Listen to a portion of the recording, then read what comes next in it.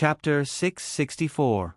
Dake couldn't remember the last time he didn't use the fruit of great sin as an auxiliary material to create a magic guide fairy. After he prepared all the materials, he was a little excited. The rise of pay-to-win methods like card drawing and opening boxes wasn't without reason. Almost everyone had a gambler's mentality. Come to think of it, he used the most basic method to create a magic guide fairy like Kettle. Of course, most of them were Trash Slime, Hawkman, Ball Sea Lion, and so on.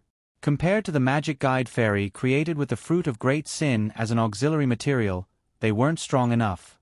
The reason was that the fruit of great sin contained complete biological factors that could increase the realism of the magic guide fairy. Secondly, the fruit of great sin strengthened the 7 points of great sin to a 10 points of great sin through life breeding. Adding the fruit of great sin to create a magic guide fairy was equivalent to adding 10 points of great sin.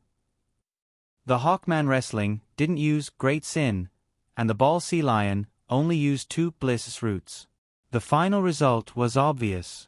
Remember the website, Vipkanshu. 6. Even if the magic guide fairy relied on great sin card to gain more strength, it couldn't be ruled out that the Ball Sea Lion's initial form was too weak. However, the soul bead from the Dark Mummy was relatively low in quality, but that was only in comparison. After all, it was a drop from a 7-star ghost, and the specter energy it contained was relatively pure and dense. Therefore, Dake still had expectations for it. Even if I can't create a 7-star magic guide fairy, a 5-star or 6-star magic guide fairy would be good enough. Using evolution to increase the strength of the cards was feasible in a short magic guide duel, but once it became a battle of attrition, the drawbacks of only 15 minutes of evolution time would be revealed. Although Dake could use perfect time management to ensure that there would be high-strength magic guide fairy cards at every stage, it was equivalent to giving up the advantage of a magister in numbers. This situation was already reflected in the previous exploration of the dungeon. He basically relied on the Diru beast and the lion beast that wielded the holy sword to obtain the ability to fight for a long time. Thus, his main goal in the future was to refine a high-star magic guiding fairy. Even if this high-star elven elf might not be able to be used in a magic duel, Rise of the Gods meant that it was imperative to improve its combat prowess. Dake picked up the apple juice from Kettle, pursed his lips, and focused on the experiment. Even though he had not used the basic refining method for a long time, it did not slow down his hand speed. In just half an hour, Dake had reached the last step of the foundational cultivation. He looked at the number 1 alchemy formation that was about to unfold. First, he threw in some auxiliary materials related to the specter element that he had prepared beforehand. Then, he used the technology that he had recently mastered to adjust the environment so that the direction of the refinement was closer to the specter element. Then, he took out the soul bead that had been properly processed and took a look. The inside of the soul bead was shrouded in gray fog. Upon closer inspection, it looked like a ghost's face. Faint ghostly cries could be heard, causing one to shudder. If it was in the previous era, this item would definitely be classified as a cursed item. However, in the eyes of Amagus, the attributes of the materials were only attributes. Dake took a deep breath and slowly placed the soul bead that the 7-star Dark Mummy dropped into the number 1 alchemy formation. As the soul pearl came into contact with the light array, ripples began to spread out. He used his other hand to hold the mana pen and pointed it at a corner of the formation.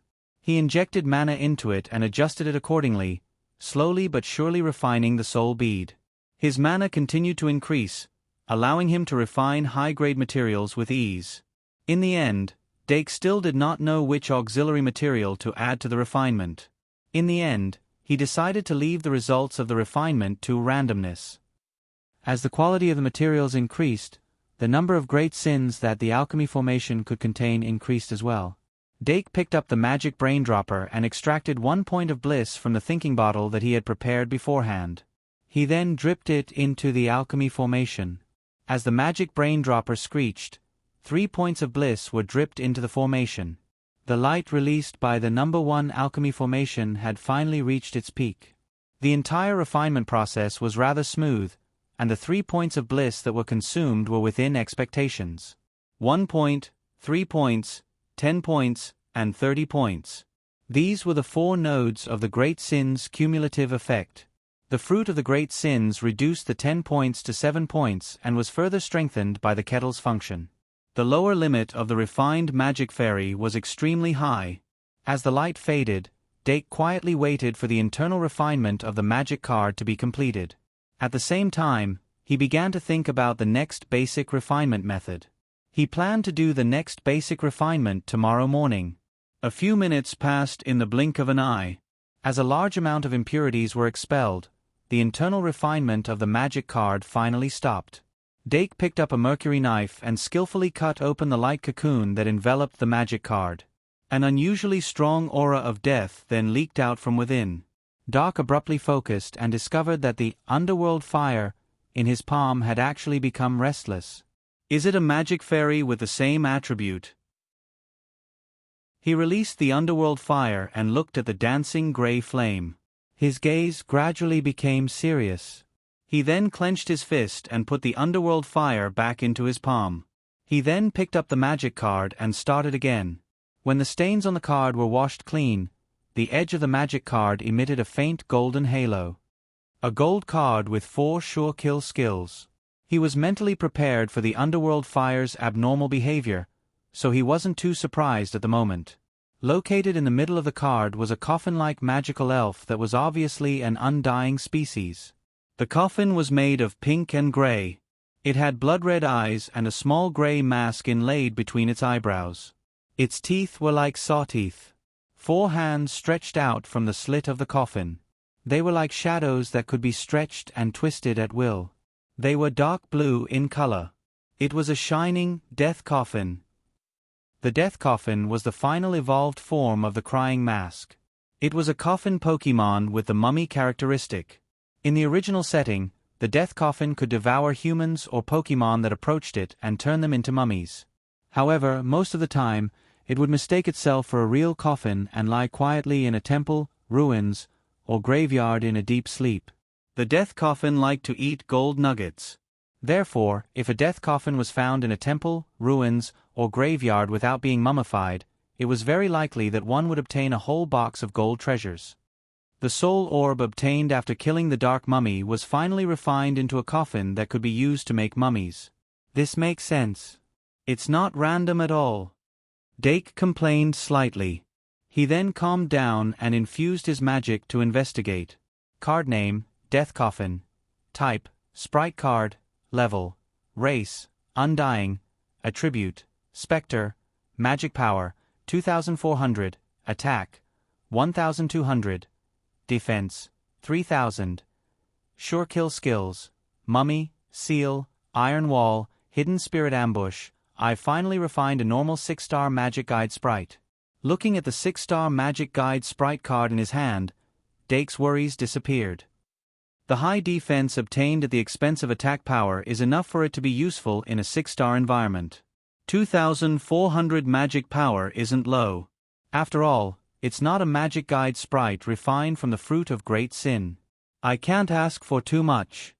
Dake's expression changed slightly as he looked at the sure kill skills. A good combination of 3 measurements was only the foundation. A powerful sure kill skill was the soul of a Magic Guide Sprite. Mummy, Seal, Iron Wall.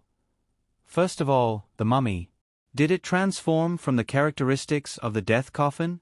With this thought, Dake infused his magic to investigate. Mummy. After capturing the target, it will temporarily become a mummy. Its race will become an undying species and its attribute will become a specter. Its movement speed will be greatly reduced and its own characteristics will disappear. Other sure kill skills that are not of the specter attribute will not be able to be used. This is passive to active. Can this death coffin really turn people into mummies? Dake's heart skipped a beat. He originally thought that this coffin would be a perfect match for Vampire's daughter. How could a vampire not have her own coffin?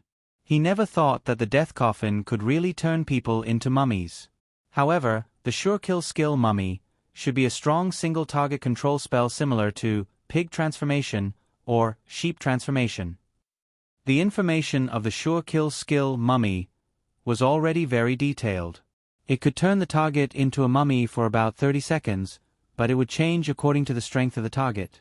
The specific effects could only be known after testing it. The biggest flaw was that it could only be triggered after capturing the target. It needed to be unexpected. The death coffin's speed was extremely slow, only slightly faster than Kettle Kettle. Anyway, let's take a look at the next sure kill skill, Seal. Dake couldn't help but focus. He had an instinctive feeling that this Seal might be an extremely crucial sure kill skill. Seal. The death coffin can trap the target in its own coffin and completely seal it. Unless the target's magic or attack power, or skill power, is higher than the death coffin's defense, it will not be able to break free. The sealed target's soul will be gradually digested by the death coffin and turned into its own magic. It's indeed completely different from the original, Dake thought carefully. In Pokemon, Seal was a sure kill superpower skill that could seal the opponent's same move. However, the seal of his death coffin was a sure kill skill of the Spectre attribute. The death coffin could seal the target in its body and devour the target's soul and turn it into its own magic. Moreover, its 3,000 points of defense would be extremely difficult to break through against the first and second tier magic elves. Wait a minute, the magic converted from the seal, is it like the Fear Gem and Moon God Mirror's magic reserve, or is it the death coffin's own magic, upper limit? Dake suddenly thought of this question, and his eyes flashed. In theory, magic cards can't grow, but since there's the Moon God's soul as a precedent, it might not be so. There's no rush. He couldn't wait to look at the next sure kill skill, Iron Wall. Iron Wall was a very common sure kill skill. The difference between it and round transformation and hard transformation was that it increased the base defense by twice as much as round transformation and hard transformation. Iron Wall hardens the skin like iron, greatly increasing the user's defense. The increase is 100% of the base defense. Since the Honey Dragon had the same sure kill skill, Dake understood it with just a glance. The Death Coffin's base attack was as high as 3,000 points, and a 100% increase would be 6,000 points. This was basically a point that normal attacks couldn't break through. However, Iron Wall could only last for 60 seconds, and it could barely last for 2 rounds. However, the Death Coffin didn't have the ability to attack, and it couldn't just defend. Dake suddenly recalled the effect of the seal, and he suddenly understood. I see, Seal and Iron Wall are a combination skill with a combo effect. Let's not talk about the seal's additional soul-devouring effect for now, just the operation of trapping the target in the coffin. If Iron Wall is activated at the same time, the threshold of breaking the seal will increase from 3,000 to 6,000 points, and it can trap the target for 60 seconds. If I think about it this way, 60 seconds suddenly becomes very long. Then there's the last sure kill skill, Hidden Spirit Ambush. Hidden Spirit Ambush was an extremely powerful sure kill skill of the ghost element. Hidden Spirit Ambush. When the Death Coffin activates the Hidden Spirit Ambush, it can sneak into an alternate dimension and enter the Shadow Ambush state. Under normal circumstances, any attacks from the opponent will not affect the Death Coffin in the Shadow Ambush state. The Death Coffin cannot enter the Shadow Ambush state while carrying a sealed artifact. After a maximum of 30 seconds, the Death Coffin will emerge from the alternate dimension and launch a fatal attack on the target. Even if the target is in a protective state, it can still hit. Due to the Death Coffin's extremely low base attack, the Hidden Spirit Ambush's power might not be ideal. However, its sure kill skill was very valuable. The Shadow Ambush state could last up to 30 seconds, and it could launch a surprise attack that ignored protection, allowing the Death Coffin to easily appear behind the target. The only thing that prevented it from sealing the target into its body was probably the size of the coffin. Let's see how big it is. With this thought in mind, Dake summoned the Trash Slime to his side and activated Greed 3. Then, he used the Greed Slime to a split body as a sacrifice to summon the Death Coffin. As the sacrificial summoning ended, a pink coffin emerged from the summoning array. What a pity! Although the Death Coffin also has the word God in its name, The coffin is its main body. Dake looked at the death coffin that appeared for the first time and couldn't help but raise his head to size it up. The size of this death coffin was much larger than he had expected. The standard height of the death coffin was 1.7 meters, but the death coffin that he had refined was 2.5 meters tall. It stood there like a super door. Is this a flash mutated individual? In a battle system that used SEAL as the core, the bigger the death coffin was, the better. Dake was pleasantly surprised. He couldn't help but touch the outer skin of the death coffin. It was cold to the touch. Then, a gust of energy suddenly seeped into his fingertip. The underworld's fire in his hand suddenly ignited. A moment later, Dake held the underworld's fire and carefully sensed the aura of the death coffin. He discovered that the aura of the two was highly similar. He rubbed his chin and immediately took out a Bliss 3. He was going to activate the death coffin's spiritual intelligence first and then think about how to deal with it. In the name of Dake Dimming, I summoned Bliss 3. The death coffin, which had a pink glow as its main color, was inexplicably compatible with the light of bliss. Dake was just thinking that the death coffin wasn't in human form, so he didn't have to worry about it becoming difficult to deal with under the influence of Bliss 3. He saw that the death coffin's opened eyes were filled with joy. Not good. Dake knew that things weren't good. Then, in the blink of an eye, it was grabbed by 4 dark blue shadowy hands and stuffed into the death coffin. Bang! The coffin lid closed. Dake's vision was pitch black. However, he didn't have any sense of danger and casually pushed the coffin lid open. As the light shone into the interior, he could clearly see what the death coffin looked like. It wasn't as pale and gloomy as he had imagined, but a light pink like a young girl's. After walking out of the coffin, Dake stood in front of the death coffin again. He then waved the underworld fire in his hand at it and asked, "How was it?" Death heart suit. The death coffin immediately let out a cute cry. Then, it suddenly reached out a shadowy hand and grabbed the underworld fire in its palm and stuffed it back into the coffin. Its 2 eyes immediately formed a pair of crescent moons. Dake pondered and said, "Do you like it a lot?" Dake. The death coffin immediately responded with an excited cry. Then, it seemed to realize that it had received permission, and a faint black light appeared on the surface of its body. Dake could clearly feel that the underworld fire's aura was weakening bit by bit, but the rate of weakening was very slow. It seemed that the death coffin wasn't eating at a fast rate. He picked up the magic card and found that the death coffin's magic power limit was increasing bit by bit. However, the increase wasn't large. It was basically a rate of 1 point every few minutes. In an entire hour, it would probably only increase by about 10 points, and this was because it was absorbing the underworld fire. As expected, it's not that simple, Dake estimated. At this rate, it'll only increase the magic power limit by about 1,000 points in 100 hours. I wonder if this underworld fire is enough?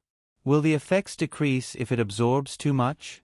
15 minutes later, the death coffin returned to normal, but it still clung to Dake. Wherever Dake went, it followed. It was as if he was carrying a huge coffin behind him at all times, and this coffin was a pink coffin of pain.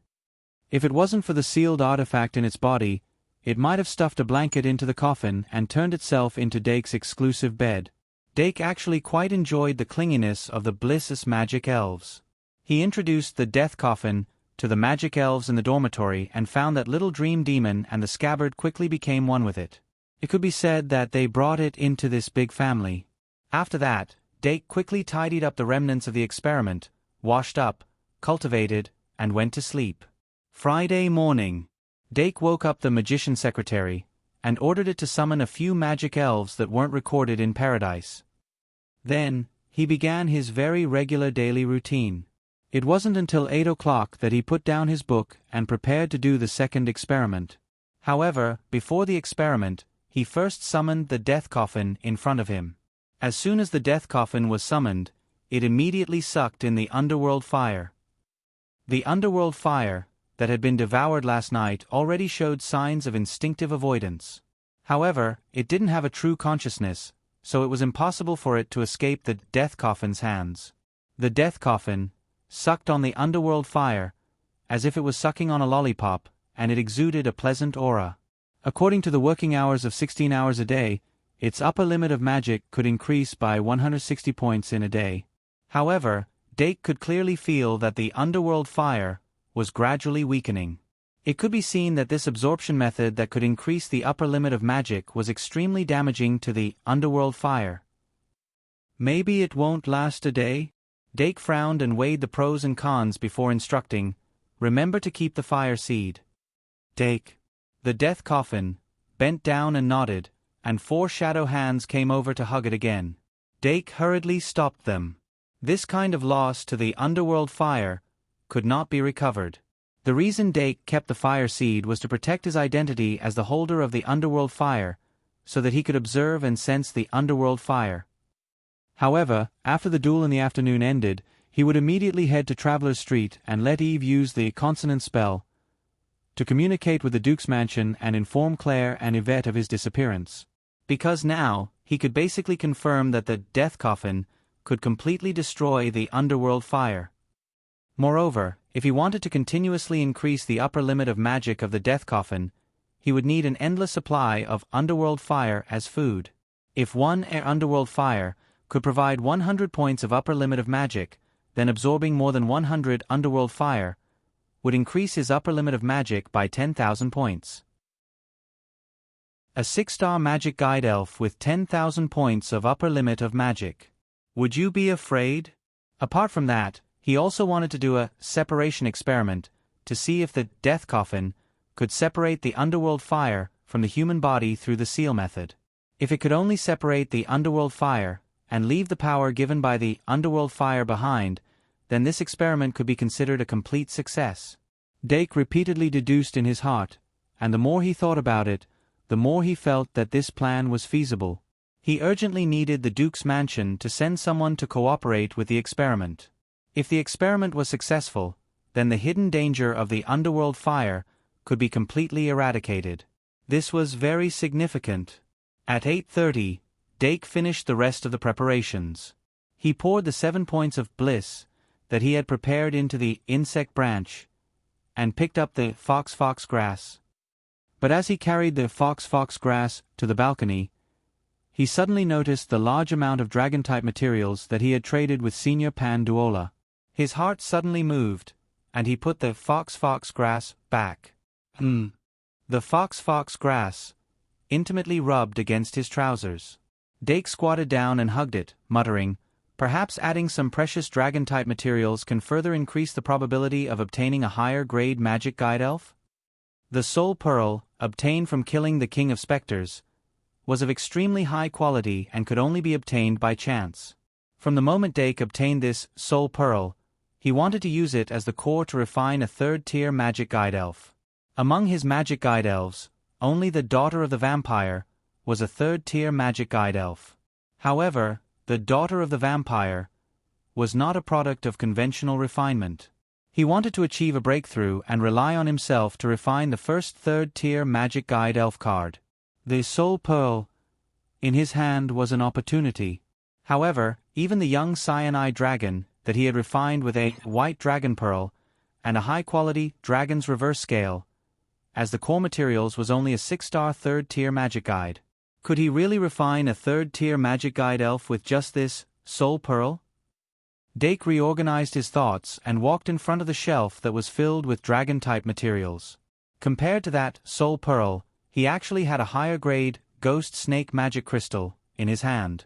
However, that magic crystal was too special and seemed to be the core material used to refine the ghost snake. The soul pearl that the King of Spectres dropped was even purer and more suitable as a refining material. What if I don't use this soul pearl as the core material and use it as a secondary core? Dake couldn't help but ponder. When I refined the single scabbard, I already understood the way to lower the secondary core. Of course, if the main core material is much higher in grade than the soul pearl doesn't need to be lowered at all. It will automatically become a secondary core. What if I use the soul pearl as the secondary material and change the main core to the dark attribute material that is most compatible with the spirit attribute and bliss? The black dragon tooth. The black dragon tooth had both the dark attribute and the dragon attribute. There were 2 of them. Among the materials that he had obtained from the trade with Panduola, there were also 9 black dragon scales as a bonus. With the black dragon tooth as the core material, the soul pearl as the secondary core, the black dragon scales as the supplementary material, and the bliss fruit dragon. If I still can't refine a 3rd-tier magic guide elf, then I can only say that it's finally time for me to repay my debt. Dake made a prompt decision, and then let the little devil beast evolve into a devil beast, and used instant teleportation to bring the dragon grass back from the club's classroom. Dake used a towel to wipe off the remaining liquid on the dragon grass, and then carried it to the insect tree to feed it bliss, dragon, darkness, and spirit.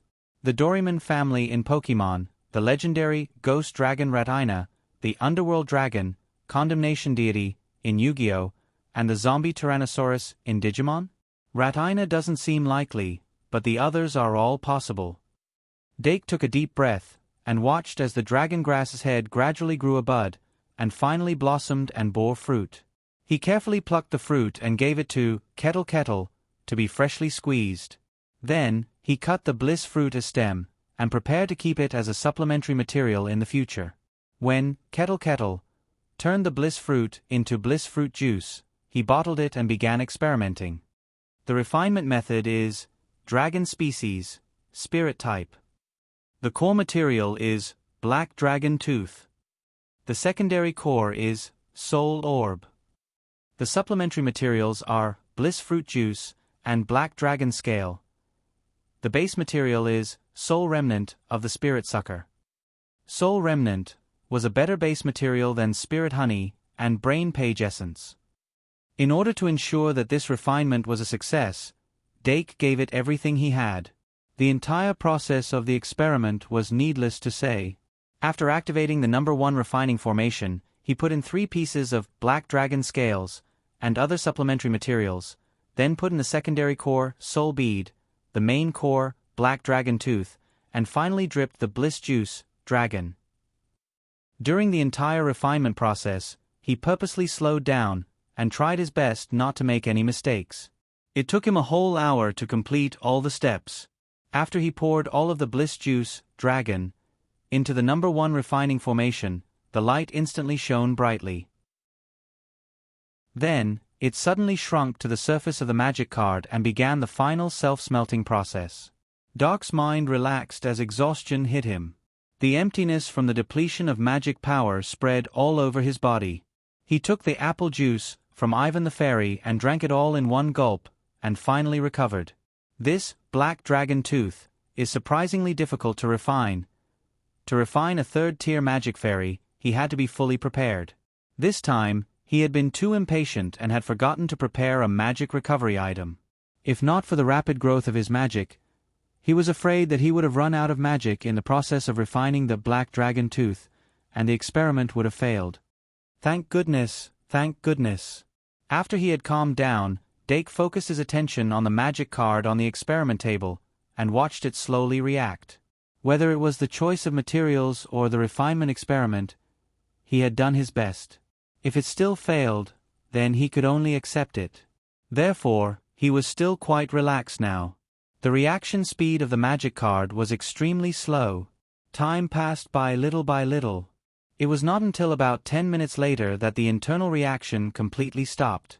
During this time, Dake had already cleaned up the impurities discharged from the magic card more than once. Even so, the experiment table was still covered with sticky black gelatinous matter. At this time, I can't be anxious. Dake first cleaned up all the rubbish on the table, then picked up the magic card full of stains and put it under the tap to rinse. If he could, he even wanted to take a shower and change his clothes, put his palms together and pray, and do a full set before opening the card. Unfortunately, there were too many magic fairies watching in the dormitory, and he really could not lose face. In short, he tried his best to calmly remove all the stains on the surface of the magic card, and after rinsing it, he he finally got his hands on this brand new magic fairy card. The first thing he saw was the star level. 1, 2, 3, 4, 5, 6, 7. 7 stars, great. Only then did Dake finally relax, and his heart was indescribably excited. Although according to his expectations, if the materials this time were used for directional refining, it would not be too much to refine an 8-star magic fairy card. However, 7-star was better than 6-star. After all, it was still considered the third tier. As the first time he broke through 0, he could not ask for more. Greed +1, failed. Dake raised his hand and looked at the entire card surface. Level is 7-star, race is a dragon type, attribute is dragon type plus ghost type, card name. Multi-Dragon Baluto. Multi-Dragon Baluto was the final evolved form of the Multi-Dragon family. Multi-Dragon Messiah, Multi-Dragon Chi, Multi-Dragon Baluto. As it was a new Pokemon that came out later, Dake's understanding of the Multi-Dragon family was only limited to pictures. The Multi-Dragon family's image design was really a clear stream among the increasingly strange Pokemon. He had a good impression of the Multi-Dragon Baluto, and now that he saw that he had actually refined it, he could not help but feel happy. The Multi-Dragon family was basically a dragon type that was designed with arrows as the blueprint, and the Multi-Dragon Baluto was no exception. Its head was a flat triangle, and there were 4 launcher-like holes on the horns that extended to the sides.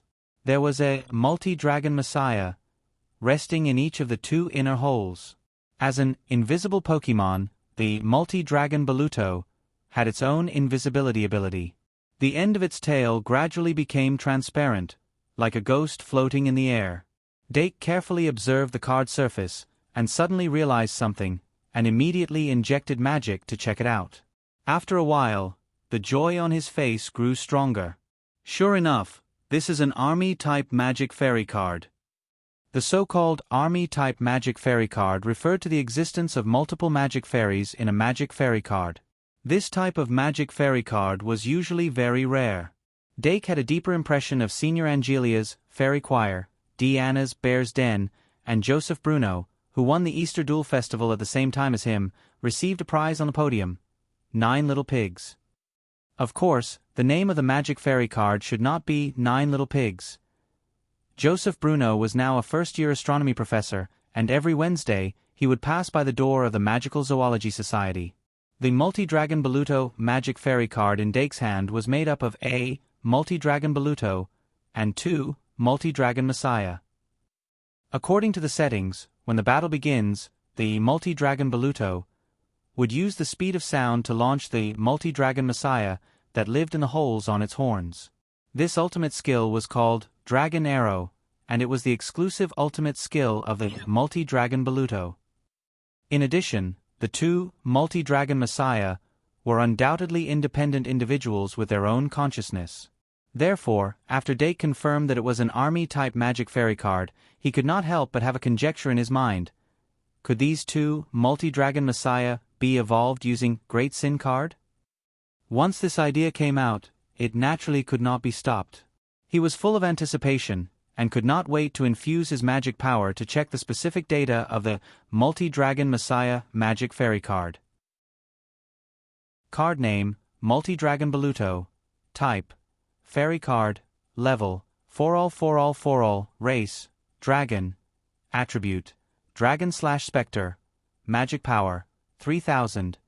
Attack: 3800. Defense: 2700.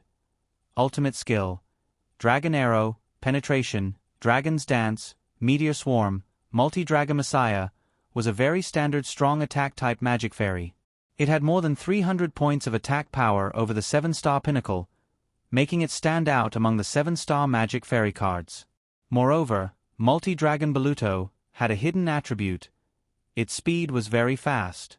High attack, high speed, and invisibility, it was a natural assassin. As for its sure kill skill, it further strengthened its attack power. Dake first looked at Multi-Dragon Baluto's exclusive ultimate skill, Dragon Arrow. Dragon Arrow. There are 2 Multi-Dragon Messiah in the shooting hole of the Multi-Dragon Baluto's corner. Those are its arrows. The multi-dragon Baluto can shoot the multi-dragon Messiah as arrows separately or at the same time. The power of the dragon arrow depends on the combination of the two attacks. Only after the multi-dragon Messiah returns to the shooting hole can the multi-dragon Baluto continue shooting the dragon arrow. This ultimate skill was the absolute core of the multi-dragon Baluto. Along with the information of the dragon arrow, the data of the multi-dragon Messiah also flowed into his mind. Card name, Multi-Dragon Messiah. Type, Fairy card. Level, Race, Dragon. Attribute, Dragon/Spectre. Magic power, 800. Attack, 1000. Defense, 500. Ultimate skill, Penetration, Lightning Flash, Hold. Even the Multi-Dragon Messiah, as an arrow, was an orange card with 3 ultimate skills, although these 3 ultimate skills were very subtle. High attack and low defense. It's actually not bad among the 2-star magical fairy.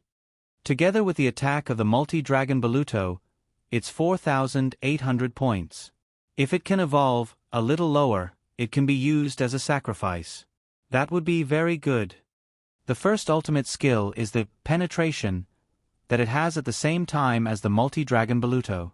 Penetration. It can penetrate the target's barriers, substitutes, and other obstacles and directly attack the target.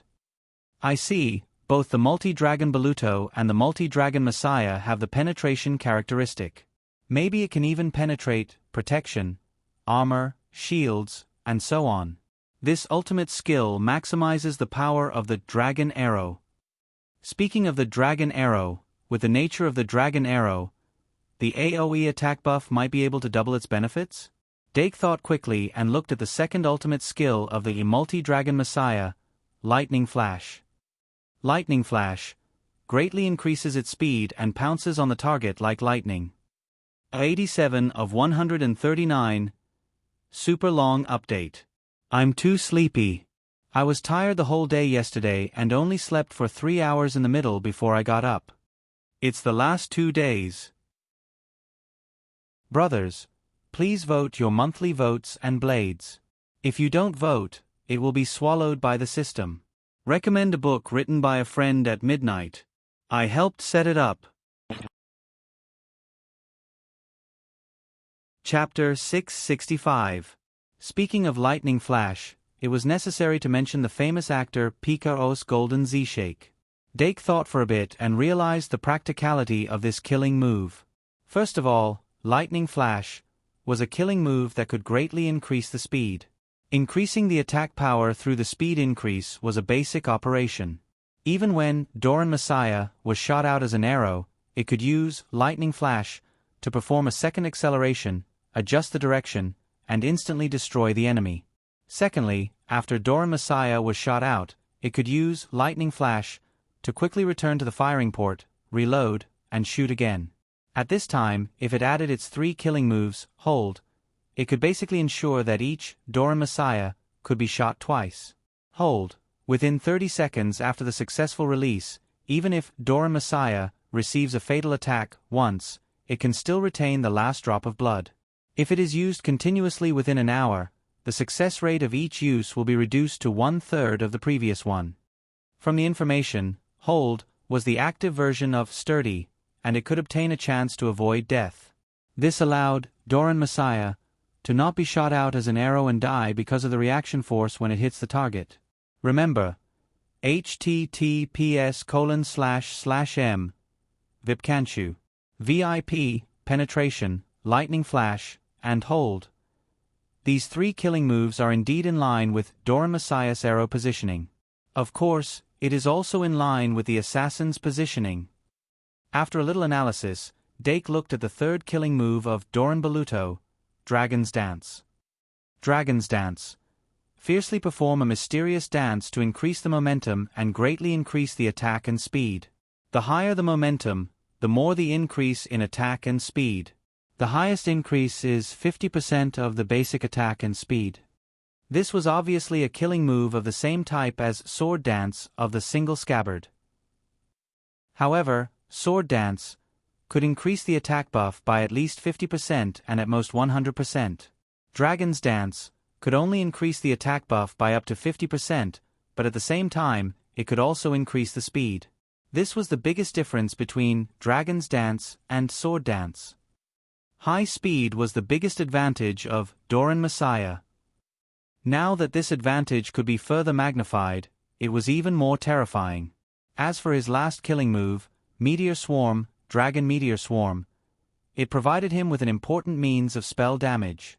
Meteor Swarm. Dragon Baruth summons meteors and causes them to fall like meteors, dealing devastating damage to the target location. After using it, the power of the spell will be greatly reduced due to the reaction force. Although Meteor Shower had the side effect of reducing the power of the spell, Baluto Duolong did not have any other spells other than Meteor Shower. In other words, it was equivalent to having no side effects. Needless to say, the power of the Meteor Swarm did not need to be mentioned.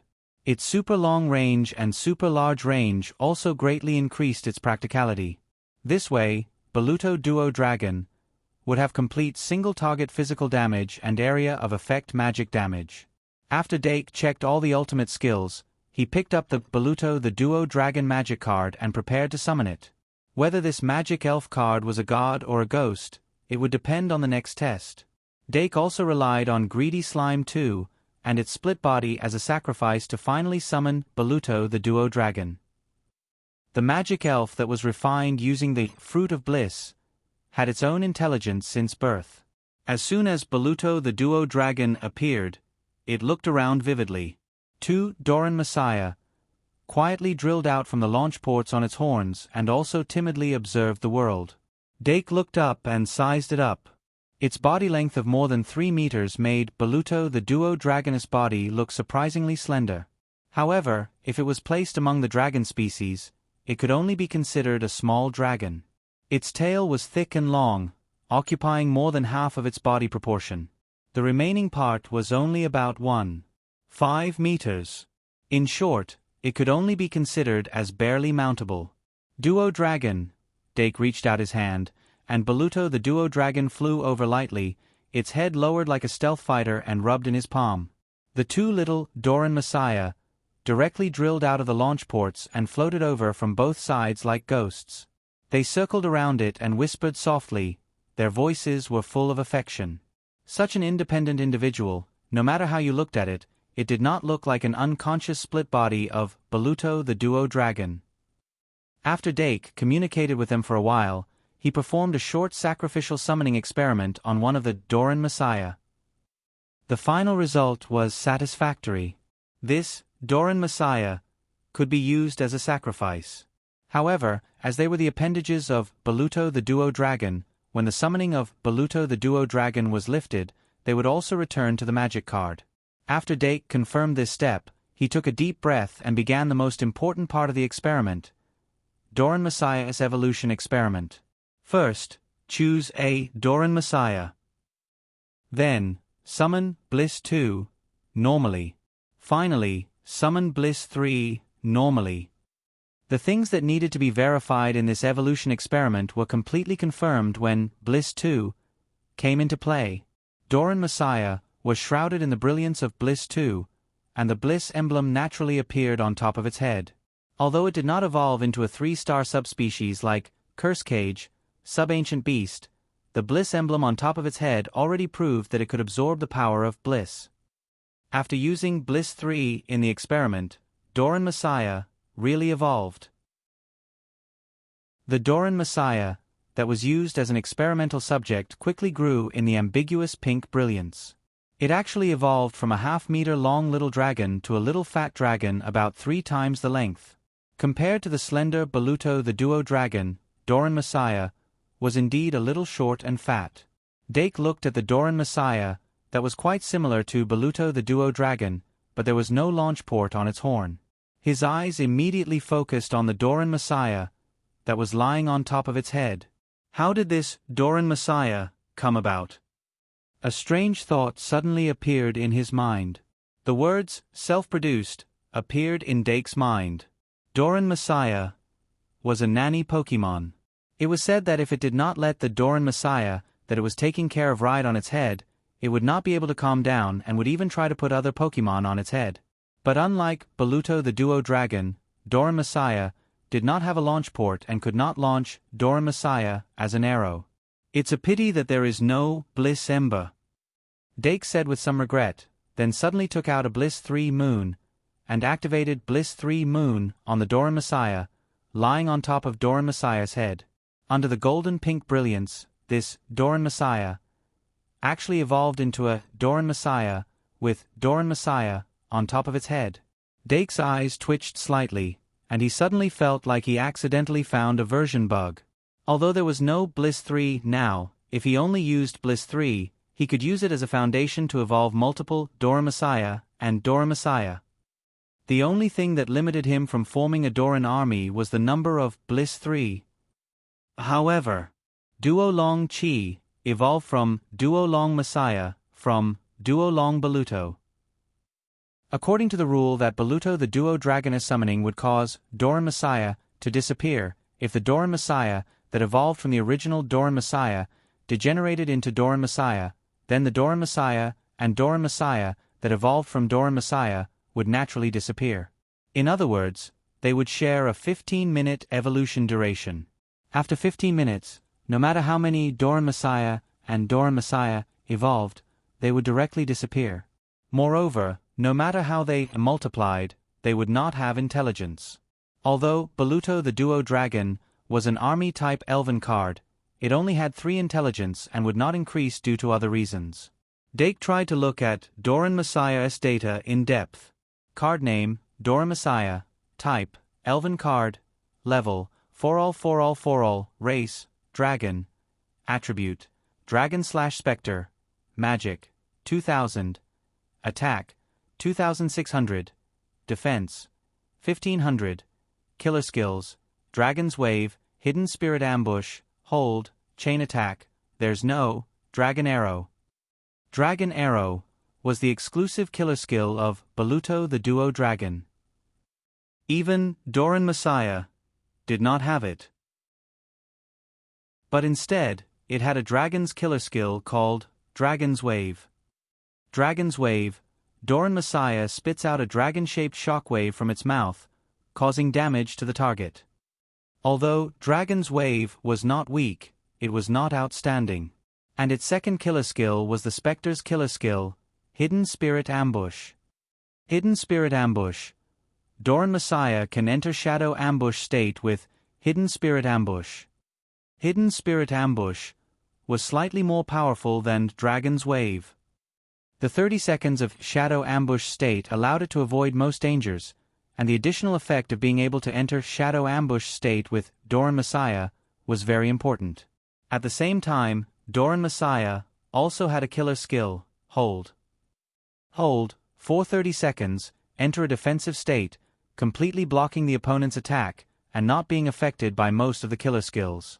If used continuously within an hour, the success rate of each use will be reduced to 1/3 of the previous one. Doran Messiah's 3 attributes were obviously more aggressive, but its accompanying skills were surprisingly functional. Dake couldn't help but look at the last killer skill, Chain Attack. His eyes were filled with surprise. Chain Attack. Dragon Doran Messiah attacks the target with the sound of a dragon's roar and causes damage. When there are more than one dragon in the group using Chain Attack, the first dragon that uses Chain Attack ignores speed, and the rest of the magic elves will immediately use Chain Attack, and the damage will be doubled. I finally met a magic elven with the killer skill, Chain Attack. Chain Attack only had 60 points of power in the Pokemon game, but if there were companions using Chain Attack at the same time, not only would it be instantaneous, but its power would also be doubled, from the originally unremarkable 60 points to 120 points. After that, when each companion used Chain Attack, its power would be 120 points. 120 points of power was equivalent to the Grass ultimate skill, Sunlight Blaze. However, the Chain Attack in front of him seemed to be a special dragon version. He wondered if he could use this as a basis to deduce the normal version of killer skill, Chain Attack?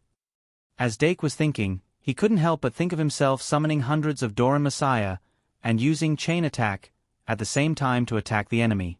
He couldn't help but shiver and wake up from his fantasy. After facing reality, Dake took out another Bliss 3 Moon and evolved this Doran Messiah into a new Doran Messiah. Then he sat down in front of the experiment table and waited patiently as he recorded the data. 10 minutes later, when the first Doran Messiah's evolution time was up, the Doran Messiah and Doran Messiah that were evolved gradually disappeared. If I calculate it this way, if I purely rely on the Bliss card to stack the numbers, assuming there are countless Bliss 3 cards, evolving a Doran Messiah requires 3 seconds to cast and 3 seconds to cool down, a total of 6 seconds. Rough calculation, 10 in 1 minute, 150 in 15 minutes. 150 Doran Messiah releasing chain attack at the same time. It's still not enough.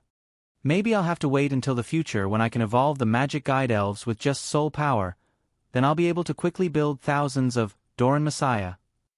Dake patted the magic guide card and looked forward to it. After that, he introduced the Doran Baluto to the enchanted elves and entrusted them with the basic education of the Doran Baluto and the Doran Messiah. Then, he sent the draconic dragon grass back to the club's classroom. Then, he calmed down and summarized and reflected on the 2 experiments. From every basic refinement experiment, he was able to figure out some of the secrets of directional refinement. Over time, he would naturally be able to master it. At noon, Dake Dimeng went to the cafeteria alone to have a simple meal. After that, he recalled the magic guide elves one by one and carefully adjusted the cards before stepping into the open-air arena. On Friday afternoon, the students who had been busy for a week finally had some free time. The news of Dake Dimeng's upcoming duel with a 5th-year student that had received a lot of attention was suddenly revived after a period of silence. It was like a gust of wind that blew through the entire castle. Students of all grades walked towards the open-air arena in groups of 3 to 5. Last weekend, the scene of Dake Dimeng defeating Patricia Bolling, a 4th-year student from the Magic Guide Academy, was still vivid in their minds. This week, he had even accepted a challenge from a 5th-year student. What would the result be? The students whispered to each other and fought to discuss. It was very lively for a moment. Not long after, the higher-ups of the various large clubs also entered the ring and sat down to wait patiently. With the opening of the Golden Cup, Dake Dimeng's dual strength was increasing at a speed visible to the naked eye. If he could still defeat that 5th-year student this time, then the House of Nobles would have a terrifying trump card that could surpass 3 grades in a row. If the other 3 academies still wanted to win this year's school championship, they would need more than just hard work. Therefore, among the students who came to watch the duel, many of them had abnormally solemn expressions. In such an atmosphere, the president of the Aristocratic History Research Society, Edwin Clarissa, suddenly asked Mike Owen, who was beside him, "Speaking of which, who is Vern Morse?" Mike Owen was speechless. Dake Dimeng's opponent today was Vern Morse, a 5th-year student of the House of Fools. In Mike Owen's perception, Vern Morse was not a stranger in the corner. In fact, a few years ago, Vern Morse had been quite active as a 1st-year student of the House of Fools, but the extent of his activity had not reached the point of being overly eye-catching. Therefore, it was not surprising that someone like Edwin Clarissa, who did not pay attention to outside matters, did not know much about him. However, after the start of this semester, Vern Morse's activity had increased even further, and he had become even more eye-catching. He was definitely not a weakling that could be taken lightly. Although Mike Owen was particularly optimistic about Dake Dimeng, he was still worried about today's duel. Slowly, the 1st year, 2nd year, 3rd year. More and more people who were familiar with Dake took their seats one after another. Pan Duola Doragon sat with the members of the Literature Club, which was a rare sight. She was softly conversing with the president of the Literature Club.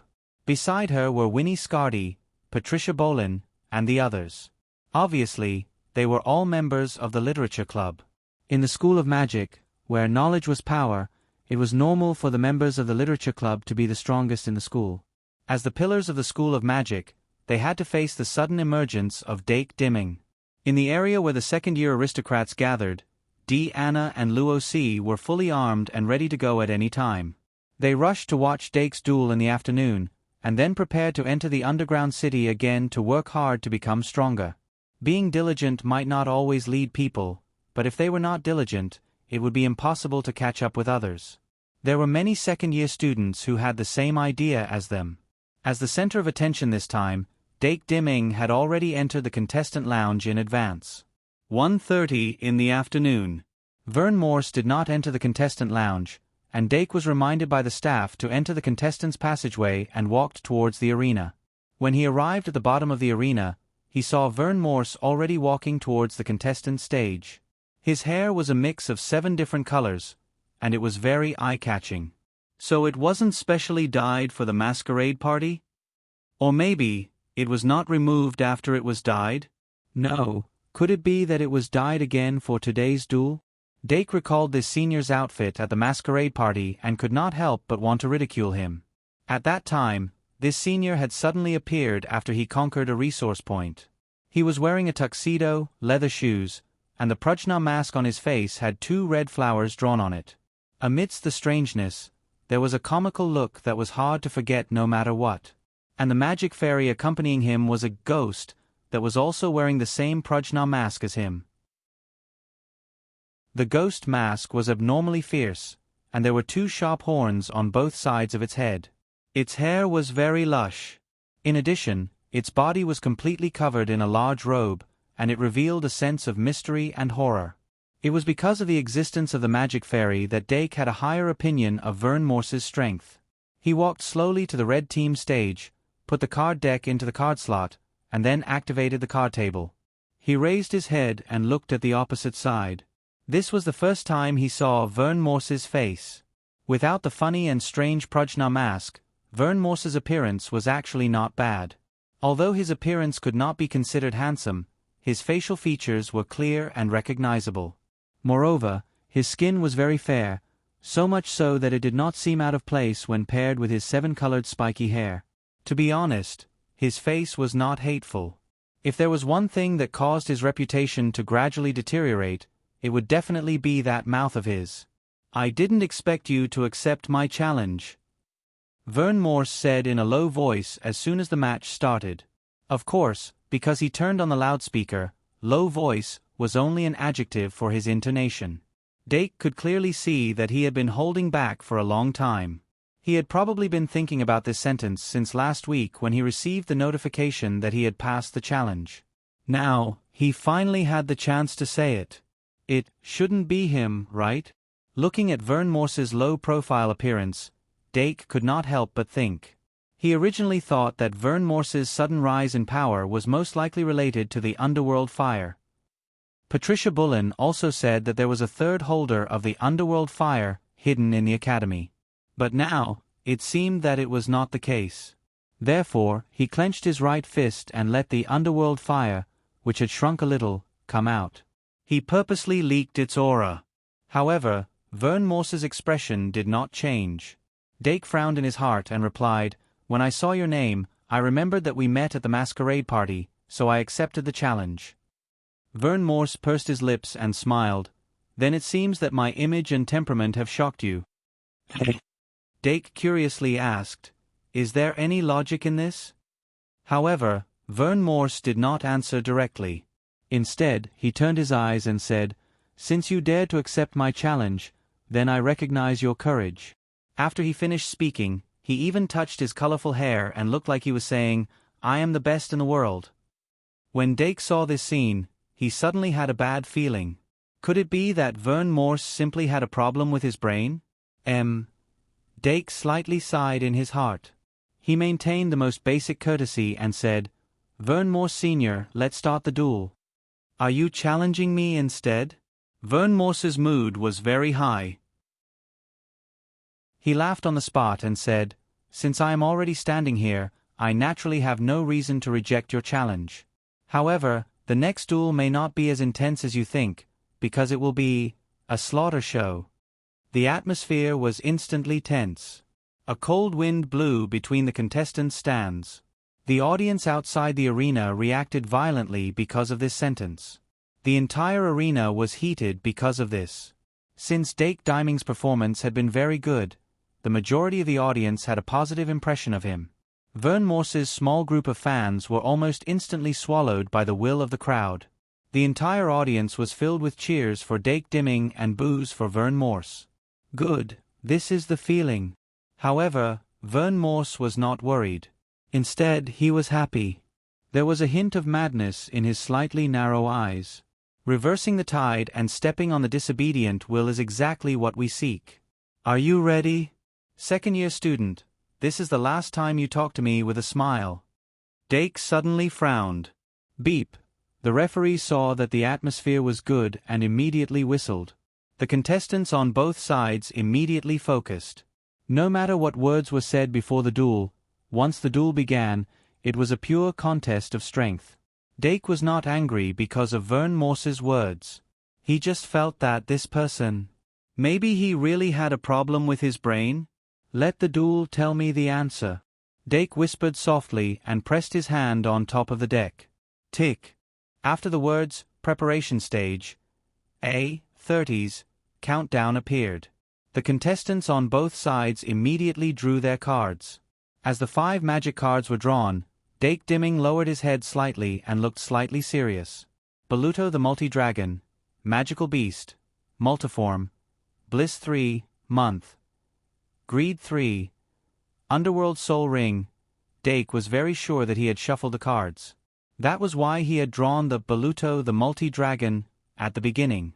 Although the Baluto the Multi-Dragon was called a bug, it was more of a bug in a real battle. In a real magic duel, its biggest drawback was that it could not be specially summoned. In Dake's deck system, a 7-star Magic Elf card was not that easy to summon. Because a 7-star Magic Elf card belonged to the 3rd tier, it needed at least one 2nd-tier Magic Elf card as a sacrifice. It was not good luck to draw the Baluto the Multi-Dragon in the first round. Of course, the good news was that he had also drawn the Magical Beast, Multiform. And it was a 3-star Magical Beast, Multiform. Although in reality, he had only put a 3-star Fantasy Beast, ever-changing monster into the deck. The Magical Beast, Multiform, could be said to be the savior of this battle.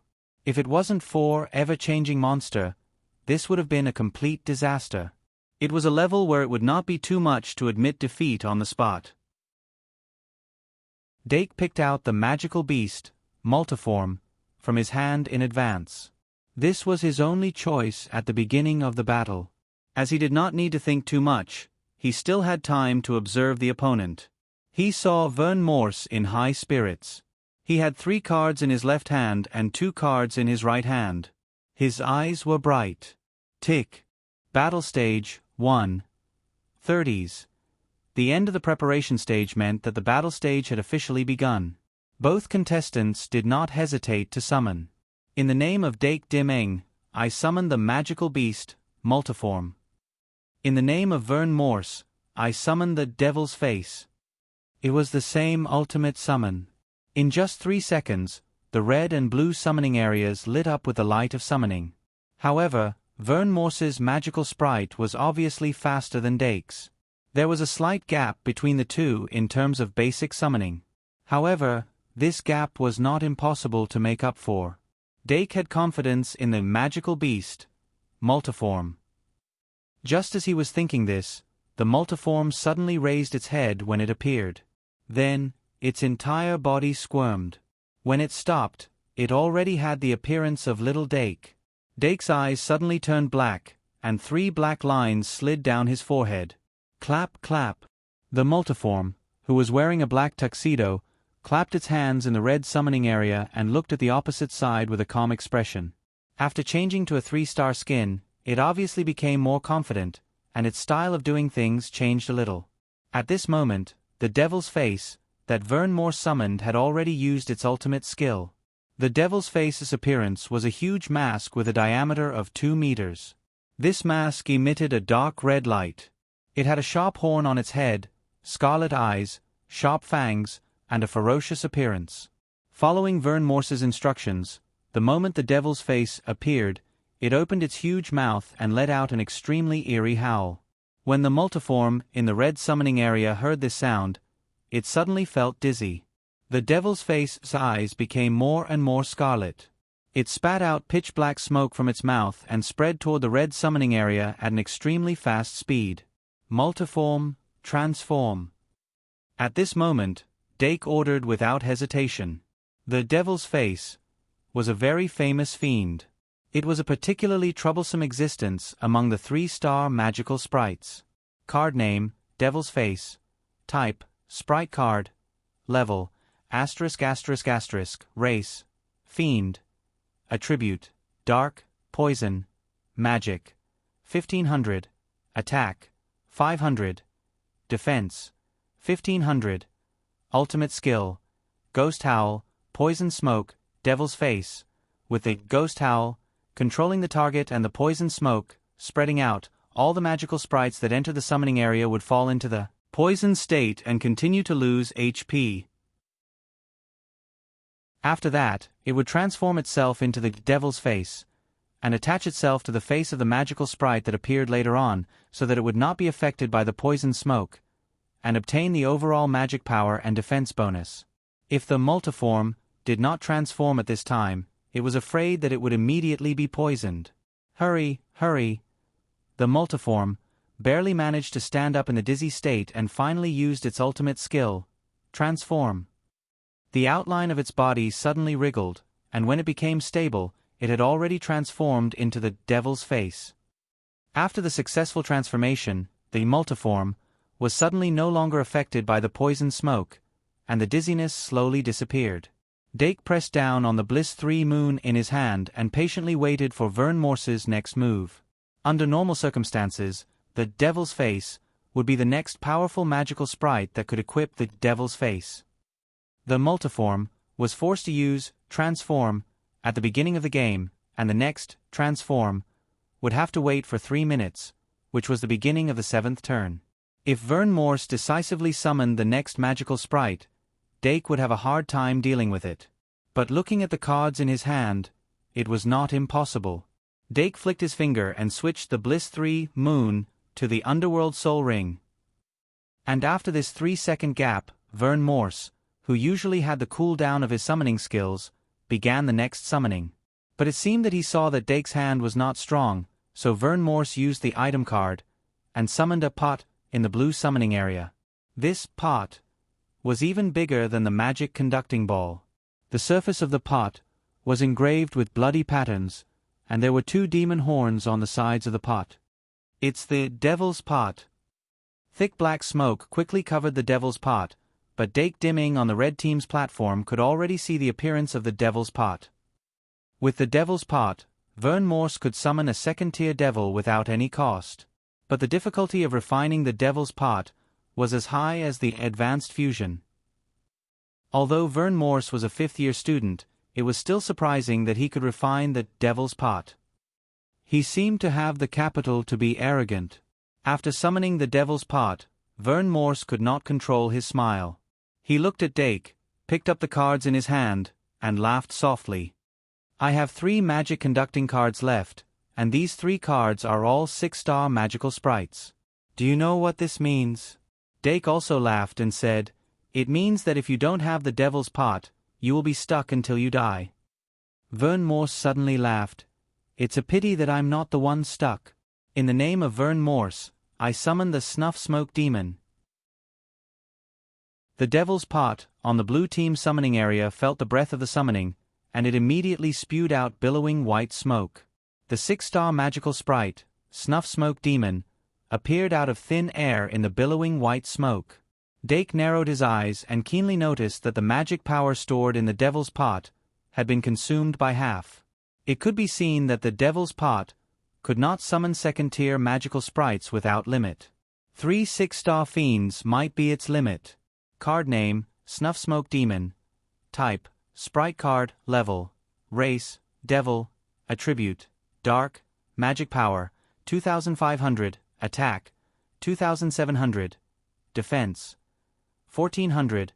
Ultimate skill, Demon in Smoke, Smoke Ring Curse, Dark Shadow. The Snuff Smoke Demon, which had the ultimate skill, Smoke Demon, could be born from the thick smoke even without the Devil's Pot. However, since Vern Morse chose to rely on the Devil's Pot, he might have to pay a special price to summon the Devil's Pot from the thick smoke. For example, most of the poisonous smoke would be sucked away. The snuff smoke demon's body was almost condensed by billowing black smoke. Its upper body was extremely thick, and its lower body was reduced to a smoke ring. Its huge head was like a hornless bull's head, and its nose was huge. Snuff smoke demon, dark shadow. Despite Vern Morse's ostentatious appearance, he did not fall behind in commanding the magical sprite. The snuff smoke demon expanded as soon as it appeared. Its entire body expanded from 2 meters tall to 5 or 6 meters tall, and its shadow grew even larger. Under the control of the power of darkness, it seemed to have developed a consciousness of its own, and it rushed toward the red half of the arena. The mask of the evil spirit, beside it, flew toward the snuff smoke demon. The snuff smoke demon stretched out its hand and wanted to put the mask of the evil spirit on its face. At this moment, a burning gray collar suddenly appeared on the mask of the evil spirit. Dake Dimming tapped the magic card lightly, and the underworld soul ring was released. Although he did not have any sacrificial summons that could be used at the moment, just using the underworld soul ring to capture the first-tier magical sprite was also a strategy. He pointed his finger, and the underworld soul ring captured the mask of the evil spirit, and quickly flew back to the red team.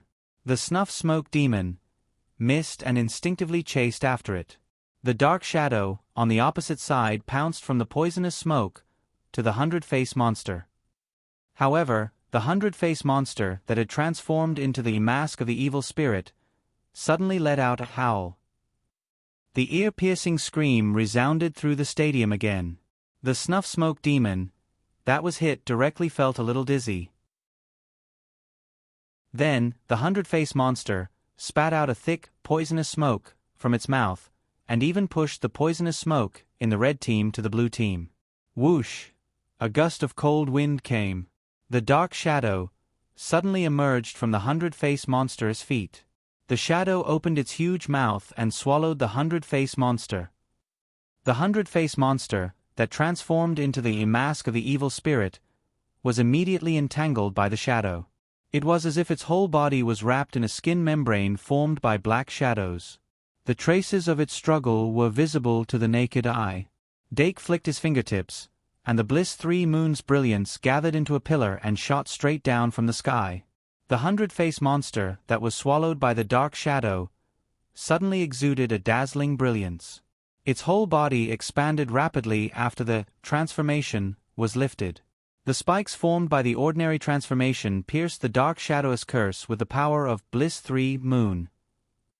When the brilliance of Bliss 3 moon completely disappeared, the 100-face monster had transformed into a 5-meter-tall giant.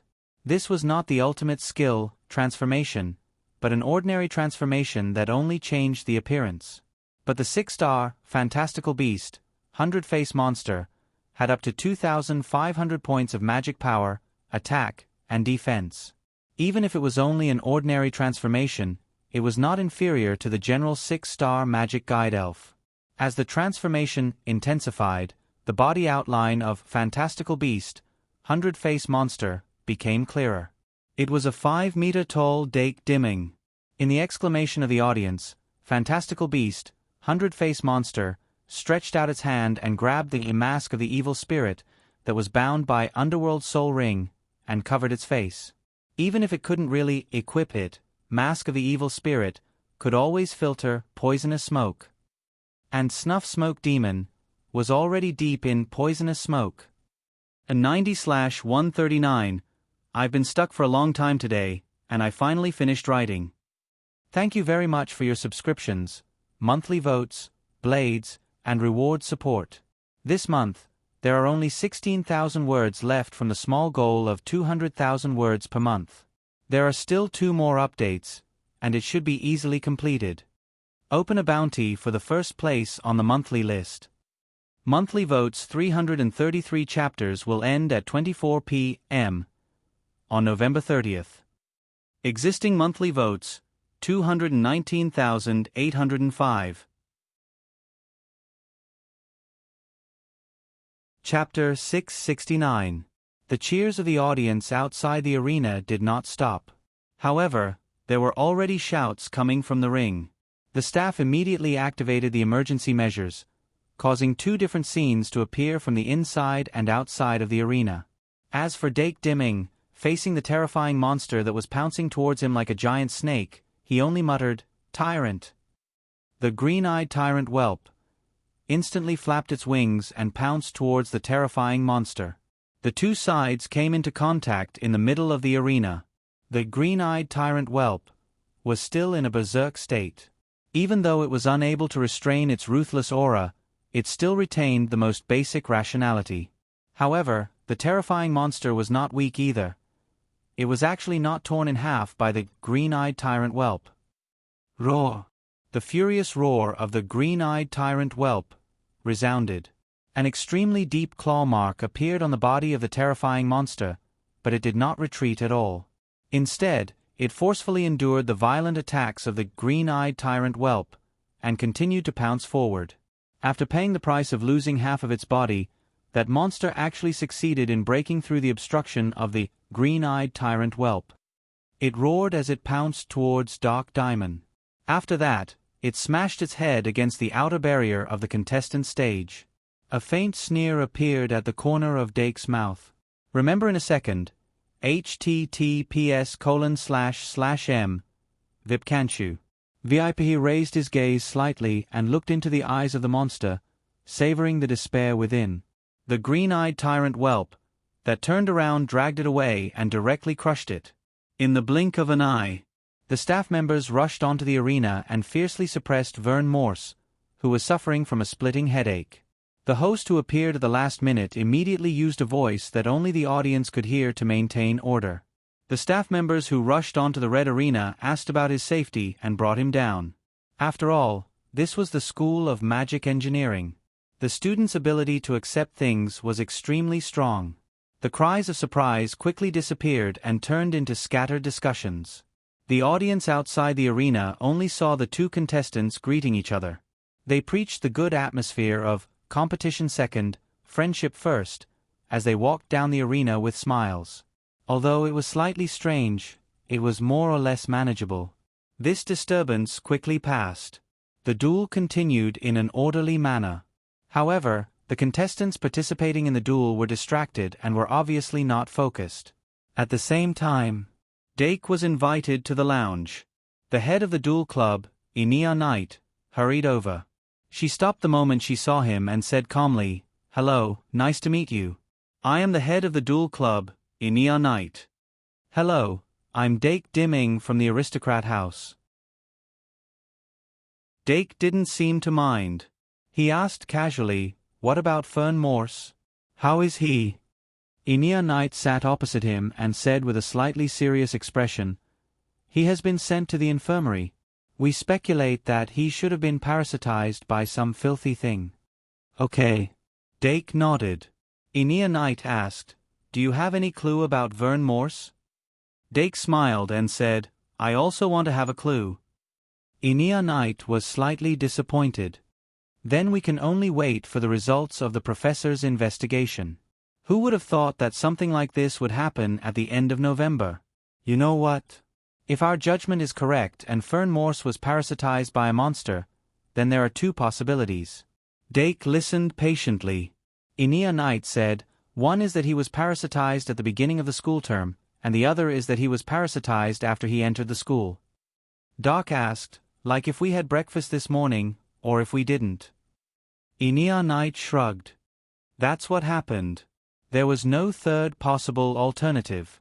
Dake asked, "Then which possibility do you hope is better?" Enia Knight shook her head and said, "Neither possibility is good because the monster has entered the school. You should prepare a little. If I'm not wrong, there may be a big investigation in the near future." She got up and said, "I heard that this kind of thing is not rare in times of war, but I didn't expect to encounter it in times of peace. But with the professors present, everything will be fine. You can do whatever you want. If there is anything, we or the professors will use the branch card to inform you." "Okay." Dake also got up and said, "I still have a reservation today." The two of them walked out of the lounge one after the other, and then separated to the sides. As soon as Dake went out, he took out the secret passage's door card from his card bag. This thing had been vibrating for a while. He opened the card, and sure enough, it was a question from Pan Duola Sr. He replied, "No problem." Then, he was blocked by D. Anna, Luo C., Doran, and the others. The second-year students of the aristocratic academy gathered around, chattering. Some of them were concerned about whether he was hurt, and some of them were curious about what had happened to Vern Morse. Dake said that he was fine, and showed the same confused expression. But he really did not know what happened to Vern Morse. The only possibility he could think of now was the underworld fire. But the manifestation of underworld fire was not like this, and he did not smell any trace of underworld fire. And according to Vern Morse's current state, he might have encountered something related to demons. This was somewhat similar to what happened to Luo Boat Broheim last year. But the vampire Vlad in Luo Boat's body was born from the secret passage, so where did the monster in Vern Morse's body come from? Now that the secret passage was half sealed, the probability of something happening was not high. I'm also confused about this matter. My personal advice is to wait patiently for the professor's investigation results. Dake said a little louder to calm the aristocratic students, and then he continued. Anyway, it's not a big deal. Just in case, try not to go to remote places alone, especially not at night. I know that there are many people wandering outside after the curfew. As he spoke, someone complained, "Ha, Dake, your way of speaking is becoming more and more of a professor." Doc replied, "That's because I'm a first-year arithmetic professor." That student was just casually saying this, but now that he was blocked, he couldn't help but laugh dryly. The student next to him poked his waist with a mischievous look. Then, they gradually dispersed after walking out of the contestants' passage, and finally, only a few acquaintances were left. Dake looked at the big bag on D. Anna's back and reminded her, "You're still going to the dungeon, right?" "Oh yes." D. Anna smacked her lips and suddenly did not want to go. Luo C. said, "We really have to go." Dake said, "Don't worry, it's a small matter. There's also Doran and Pitten. I'm going to Travelers Street, and I don't have much time." "Ha, we're also very busy," Pitten said tactfully. Saying this, he pulled Doran up and immediately yo-yoed. Dake felt touched and said to D. Anna and Luo C., "Be careful when you enter the dungeon. If you encounter something you can't solve, learn how to activate the dungeon escape device." Okay, you're like a mother." D. Anna immediately grabbed Luo C.'s wrist and ran away. Dake shook his head helplessly and turned to walk towards the Magical Animal Society. When he reached the Magical Animal Society, he released the magic guiding fairies one by one. Recalling his duel with Vern Morse, he realized that he did not have enough methods to summon high-star magic guiding fairies. If he only used sacrificial summoning to summon high-star magic guiding fairies, it would mean that he would have to sacrifice the time of low-star magic guiding fairies in his daily life to summon them. Even if it was not for the sake of the magic guiding duel, he still needed to use some ritual summoning methods. He pondered in the classroom for a while before he received a notification from Professor Shi Erfu. "They're here?" Looking at the letter in his school card, Dake returned the coquettish little antibird to Big Milk Can and left the classroom. Soon, he arrived at the infirmary. School doctor Sister Ka-Lien was busy in the room. Professor Shi Erfu and Professor Ka Zayer were talking outside. Dake pushed the door open and asked, "What's the situation?" Professor Shi Erfu's face was as stiff as ever. However, Professor Ka Zayer's face was obviously more serious. "Is it a big problem?" Dake asked as he found a stool and sat down. Professor Ka Zayer nodded and said, "The initial diagnosis is that the implant was recently implanted, probably in late September or late October. If we make a reasonable guess, the other party might have acclimatized to the school for a while before taking action. Vern Morse might not be the only victim." Dake asked curiously, "So what exactly is that monster?" Only then did Professor Ka Zayer relax and say, "Brain fluid demon, a special kind of demon that lives in the human brain. I thought that it had completely disappeared with the end of the war. I didn't expect to see it again in the school after so many years." Brain fluid demon? Dake couldn't help but wonder. Brain fluid demons were a species that was close to an elemental life form. They fed on the thoughts of the brain and excreted substances that would stimulate the nerves and make the host more emotional. However, it also had a stimulant effect that further stimulated magic power and physical strength. During the war, the demons would even implant brain fluid demons into the brains of some elites, making them fearless of pain and constantly excited and tireless. Brain fluid demons' own strength was also not to be underestimated. They could absorb the power of thoughts and continue to grow. When the host's emotions were abnormally agitated, the power of the brain fluid demon would temporarily skyrocket. If the host was seriously injured or mentally unstable, the brain fluid demon would devour the host and break out of its shell to become an even more terrifying monster.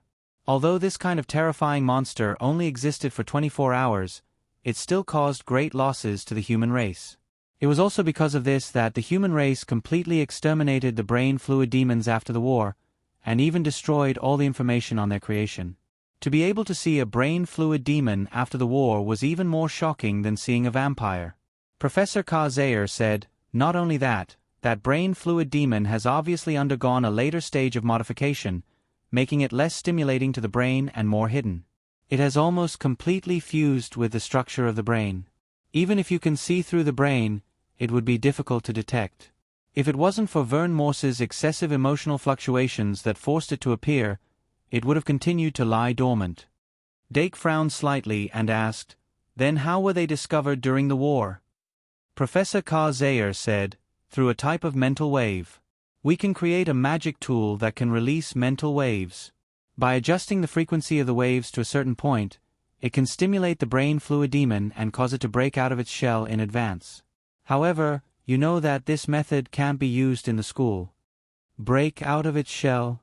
Dake expressed his understanding. "Then isn't there a gentler method?" Professor K. Zayer shook his head and said with some regret, "I didn't really study the brain fluid demon during the war, otherwise I might have been able to find out something. However, in the current situation, because the brain fluid demon's body has been destroyed by you, it's difficult to find out much from its roots in Vern Morse's brain. Therefore, I can't find a better method for the time being." Dake frowned slightly and asked, "Can't we start with the victim? I mean, get them to talk about it themselves?" Professor K. Zayer said, "We'll have to wait until Vern Morse wakes up to find out. After all, everything we're talking about now is just speculation. Perhaps he was already infected before he entered the school." However, just as he finished speaking, Sister Kalyen had already walked out and said, "K. Zayer, Morse is awake. It seems that it's our turn." Professor K. Zayer smiled and looked slightly calm. Professor Shi Erfu said, "If Vern Morse was infected after he entered the school, we need to speed up. His exposure must have been an emergency. If the other party felt that he was bound to be exposed, then they could do anything." Professor K. Zayer said, "I'll do it as soon as possible." Then, all four of them entered the inner room. Vern Morse was lying on one of the beds. His face was paler than before, and his face was full of fatigue. The colorful spiky hair on his head was directly shaved off. Sister Kalyen was merciless and shaved him until there was not a single strand of hair left. Vern Morse, on the other hand, looked more pleasing to the eye without his hair. Professor K. Zayer sat down beside him, while Dake and the other two stood beside him. Professor K. Zayer said gently, "Do you know me? I'm a second-year professor, K. Zayer." Vern Morse opened his mouth and said weakly, "Yes, Professor of Alchemy." Professor K. Zayer smiled slightly. "Don't be nervous. You suddenly fainted on the stage. We've already sent you to the infirmary. Sister Kalyen is there, so you'll be fine. Good morning. Failed to save the manuscript." Chapter 670. It seemed that Sister Kalyen's prestige was deeply rooted in the hearts of the students. Vern Morse's face turned even uglier. Professor K. Zayer's eyes flashed as he activated the Eye of Truth, and looked into Vern Morse's heart. Vern Morse's inner thoughts were revealed. He could not help but glance at Sister Kalyen, who walked to the other side of the bed. He lowered his head and said gently, "Sister Kalyen's medical skills are trustworthy. Do you still remember fainting on the stage? Vern Morse looked around in confusion.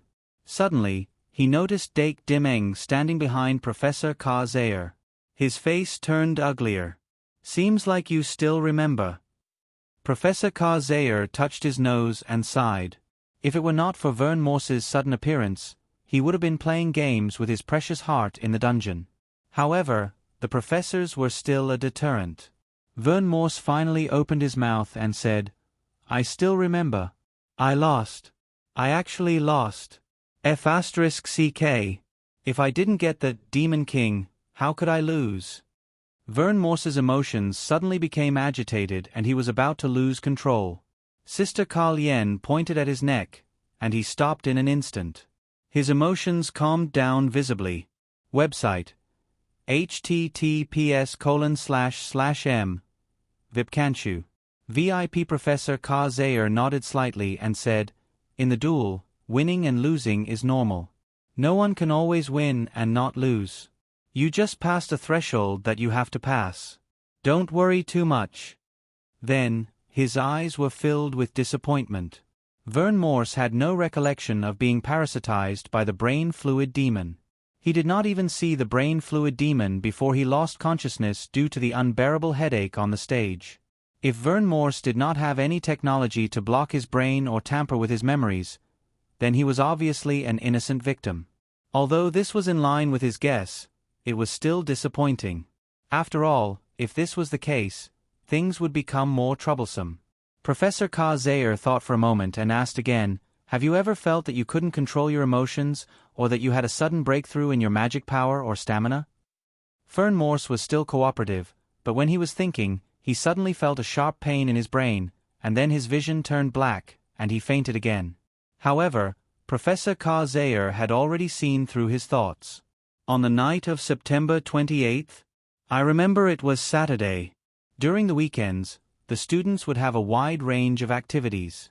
If they had entered the dungeon before, it would be difficult to trace their activities.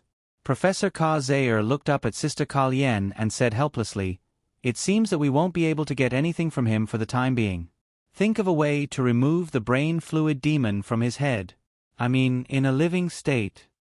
Sister Ka Lien slightly furrowed her brows. After a long while, she said, that's very difficult. You should know that even among the medical skills I've mastered, there are very few that involve the brain. There are many mysteries hidden in the human brain. If we're not careful, we can cause irreparable damage. Professor Ka Zayer said directly, I'll go with you. Sister Carrion immediately felt relieved. That's fine. The professors were swift and decisive. Professor Ka Zayer and Sister Ka Lien immediately began to prepare for the operation. Dake and Professor Shi Erfu went out together and stayed in the outer room. Dake thought for a moment and said, Professor Shi Erfu, if you can remove the brain fluid demon's remnant, I might be able to find more brain fluid demons, if there are more of them.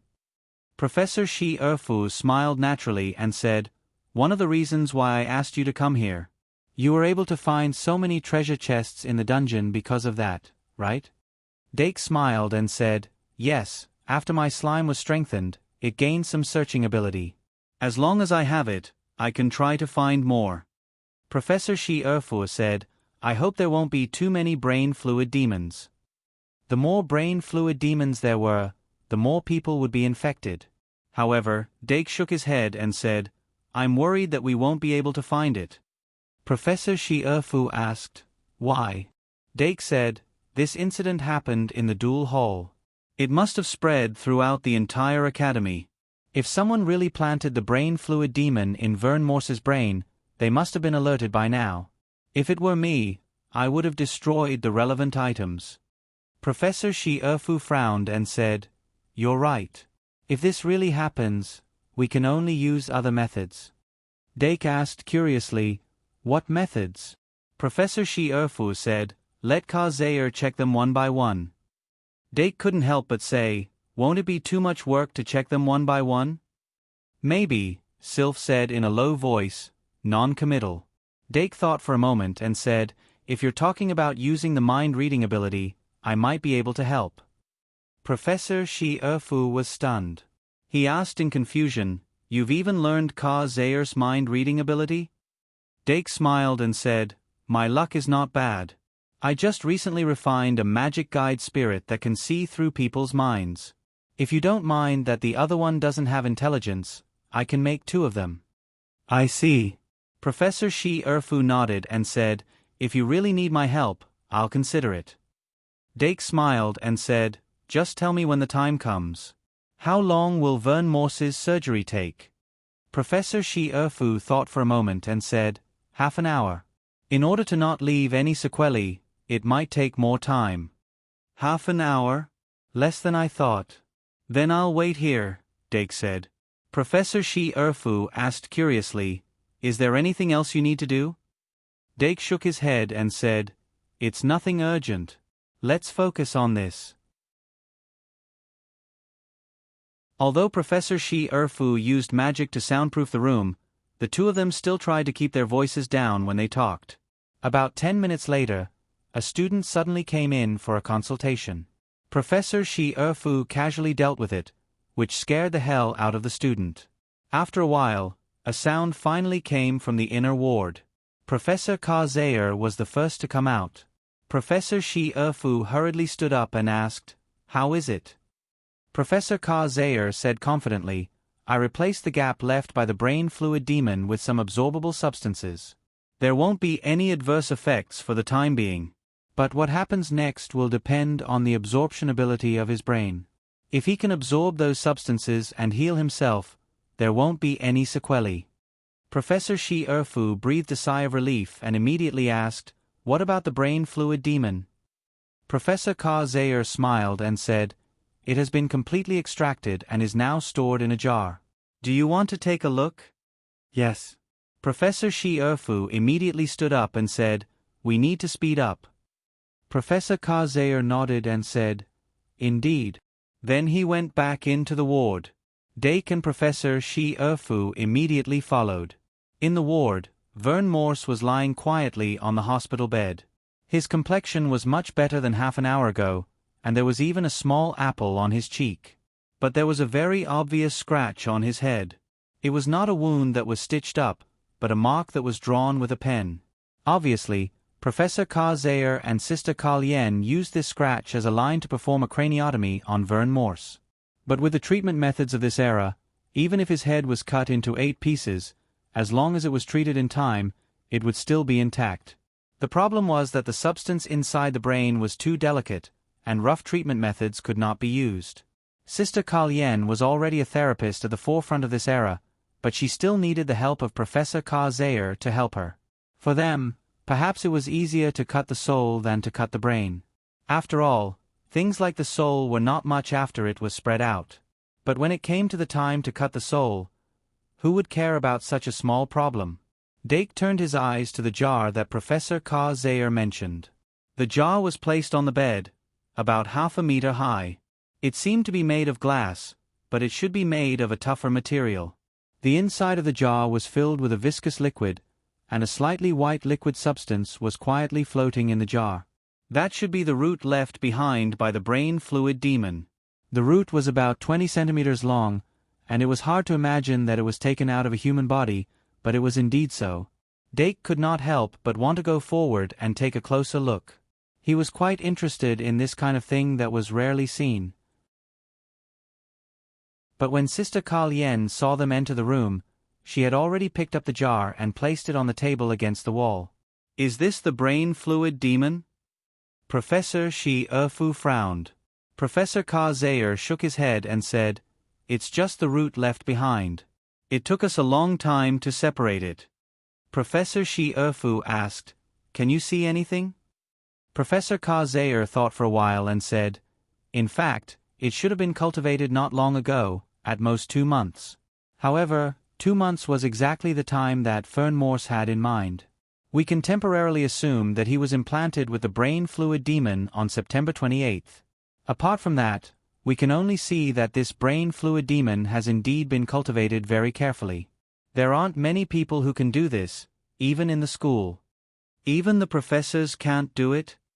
Professor Shi Erfu asked. Professor Ka Zayer shook his head and said, Everyone has their own specialization. Then he said, of course, there are always people who can do it, if they know the cultivation method. Professor Shi Erfu could not help but frown. This is a bit difficult. Although the information about the cultivation of the brain fluid demon has been destroyed, it doesn't mean that it is completely lost, and our library. Speaking of the Shang Malian Academy's library, Professor Ka Zayer could not help but reveal a bitter smile. There would always be strange books appearing in the library. Although he had benefited a lot from them, it would always bring trouble if this happened too often. Perhaps this was the result of someone accidentally obtaining the cultivation method of the brain fluid demon from the library and further adjusting it. If the possibility of the underground city was added, then the scope of the search would instantly expand to the entire school. Professor Shi Erfu took a deep breath and said, Dake, it's up to you now. No problem. Dake nodded and recalled the trash slime on the spot. He then used Greed 3 to evolve the trash slime into Greed 2. When the jelly-like giant slime appeared in front of everyone, Professor Shi Erfu and Professor Ka Zayer did not look too surprised. Is it really it? Professor Shi Erfu said in a low voice. Dake smiled and hugged the Greed 2 that took the initiative to come over. He said softly, the innate greed gave the greed slime an endless desire. No matter what kind of treasure it is, as long as it wants it, it can obtain more. Professor Ka Zayer said with interest, so, we have to make it want it first? Dake nodded and pointed at the brain fluid demon, remains in the jar. He said to the greed slime 2, I want to find more of this material, can you take a look? The greed slime 2 immediately jumped in joy. When Dake saw it squeezing out 2 tentacles and beating its chest, he turned around and said to Professor Ka Zayer, Professor, can you take the brain fluid demon, remains out of the jar for a while? Professor Ka Zayer frowned and said, that's it.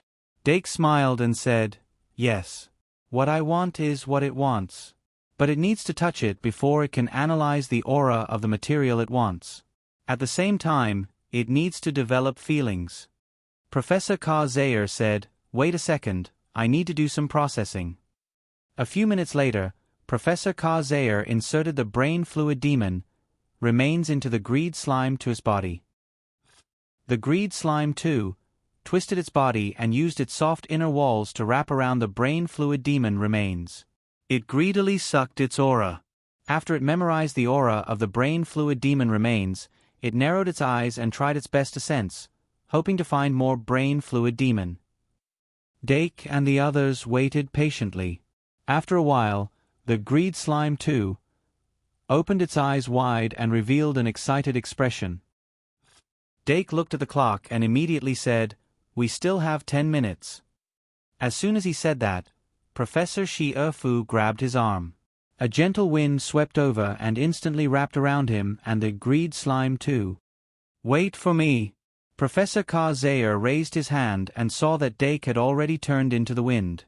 He looked at Sister Ka Lien and suddenly shrugged. He said, looks like we're in luck. Good morning, it's not convenient for the annual meeting, so I won't post any pictures. Good luck tomorrow. Please vote and recommend me. Chapter 671. The worst-case scenario did not happen. Not only did Greedy Slime 2 smell the scent of the brain demon, but it also quickly determined the direction. However, such a fast speed meant that there was only one target in its perception range. In short, it was useless to think too much. Relying on Professor Shi Erfu's wind spirit, they quickly traveled through the castle. Even if they stopped to determine the direction, it only took them 2 minutes to find the target. However, the other 2 were deeply surprised by the target. Li Li, what are you doing here?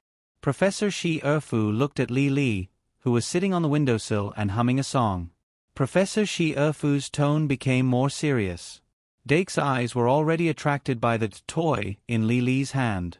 It was a ball of transparent liquid that looked like a slime. If his guess was correct, it should be a complete brain fluid demon. Looking at this brain liquid demon, 3 black lines appeared on Doc's forehead. Remember, https://m Vipkanchu. VIP of course, he didn't think that Lily was the one who planted the brain liquid demon in Vern Morse's brain, but there was no doubt that they had encountered an obstacle. However, Professor Lily turned her head and asked curiously, "What's wrong? What's wrong?" Professor Shi Erfu looked at her excited face and suddenly became angry. "Li, did you go to the dueling hall this afternoon?" Professor Li squeezed the brain demon in her hand and said with a smile, "I wanted to walk around, but I suddenly found a water elemental on the way, so I followed it." "How does this brain demon look like a water elemental?" Professor Shi Erfu's forehead twitched again. "Although the brain demon looks like a water elemental." Ba. The brain demon looked like a jellyfish, but it only had 2 tentacles. Its main body was like a brain covered with a layer of water film. However, because it was as transparent as water, the internal structure of the brain was not obvious, and there was no disgusting feeling. The brain liquid demon was in Professor Lily's hand, and it looked like it had nothing to live for. Professor Shi Erfu took a deep breath and asked, "Do you remember where you found it?" Professor Li said without thinking, "It's near the Knight Institute's tower." "What's wrong with it?" "Knight's Academy?" Professor Shi Erfu said, "The creature in your hand looks like a water elemental, but it's actually a brain fluid demon. I think even if you haven't seen it, you should have heard of it." Brain liquid demon. Is this it? Professor Li immediately held the brain liquid demon up high and carefully observed it under the sunlight. Not only was he not afraid, but he was even more interested. "All right, when this is over, you'll have plenty of time to observe." Professor Shi Erfu quickly said, "I'll briefly tell you what happened, and then you'll follow us." Professor Li immediately sat up straight and obediently listened to the story. However, Professor Shi Erfu obviously did not have the patience to tell the story in detail. It only took him 2 minutes to explain the matter, and then he immediately said, "Let's go to the place where you found the brain liquid demon first, and then we'll ask Dake's slime to try." "Okay. I'll lead the way." The uneventful academy life had long made the little fairy bored. Professor Li instantly spread his dragonfly-like wings, grabbed the 2 tentacles of the brain liquid demon, and flew up into the sky. "Let's go too." Professor Shi Erfu grabbed Dake's wrist, and suddenly, a cool breeze blew over and wrapped the greedy slime too in it. Then, the 3 of them flew to the top of the castle at an extremely fast speed and flew toward the Knight Institute's tower. Not long after, the Knight Institute's tower was in front of them. Professor Li suddenly stopped, and he was almost at the same height as the top of the tower. Immediately after, a gust of wind swirled in the air, forming a platform in the air.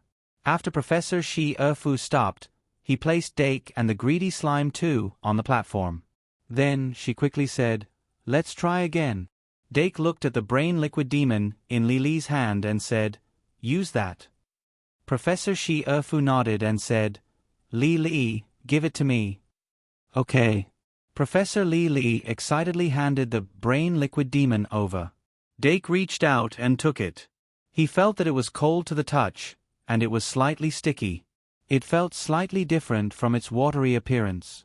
He tried to pinch it, and the brain liquid demon, that didn't react at all to Professor Li's pinch, suddenly let out a shriek. Its 2 tentacles instantly rose up and fiercely pierced the blood vessels on his wrist. However, in the next second, the brain liquid demon's body emitted a faint white light, and it couldn't move anymore. "It's still a piece of trash that bullies the weak and fears the strong."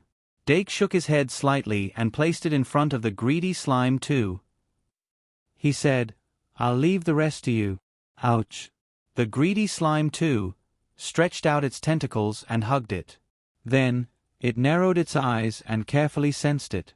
However, after a while, it violently shook its head, and its eyes were filled with disappointment. Dake and Professor Shi Erfu looked at each other and understood. Professor Shi Erfu looked down at the Knight Institute's tower and said in a low voice, "It seems that the one Lily picked up is a fish that slipped through the net. Anyway, let's take this brain liquid demon back to Ka Zaire." When they returned to the infirmary, Professor Ka Zaire was drinking tea at the table. Vern Morse hadn't woken up yet, and the root of the brain liquid demon was taken away by Dake and the others. He could only drink some tea and wait patiently. Sister Kalyen, on the other hand, was quite busy.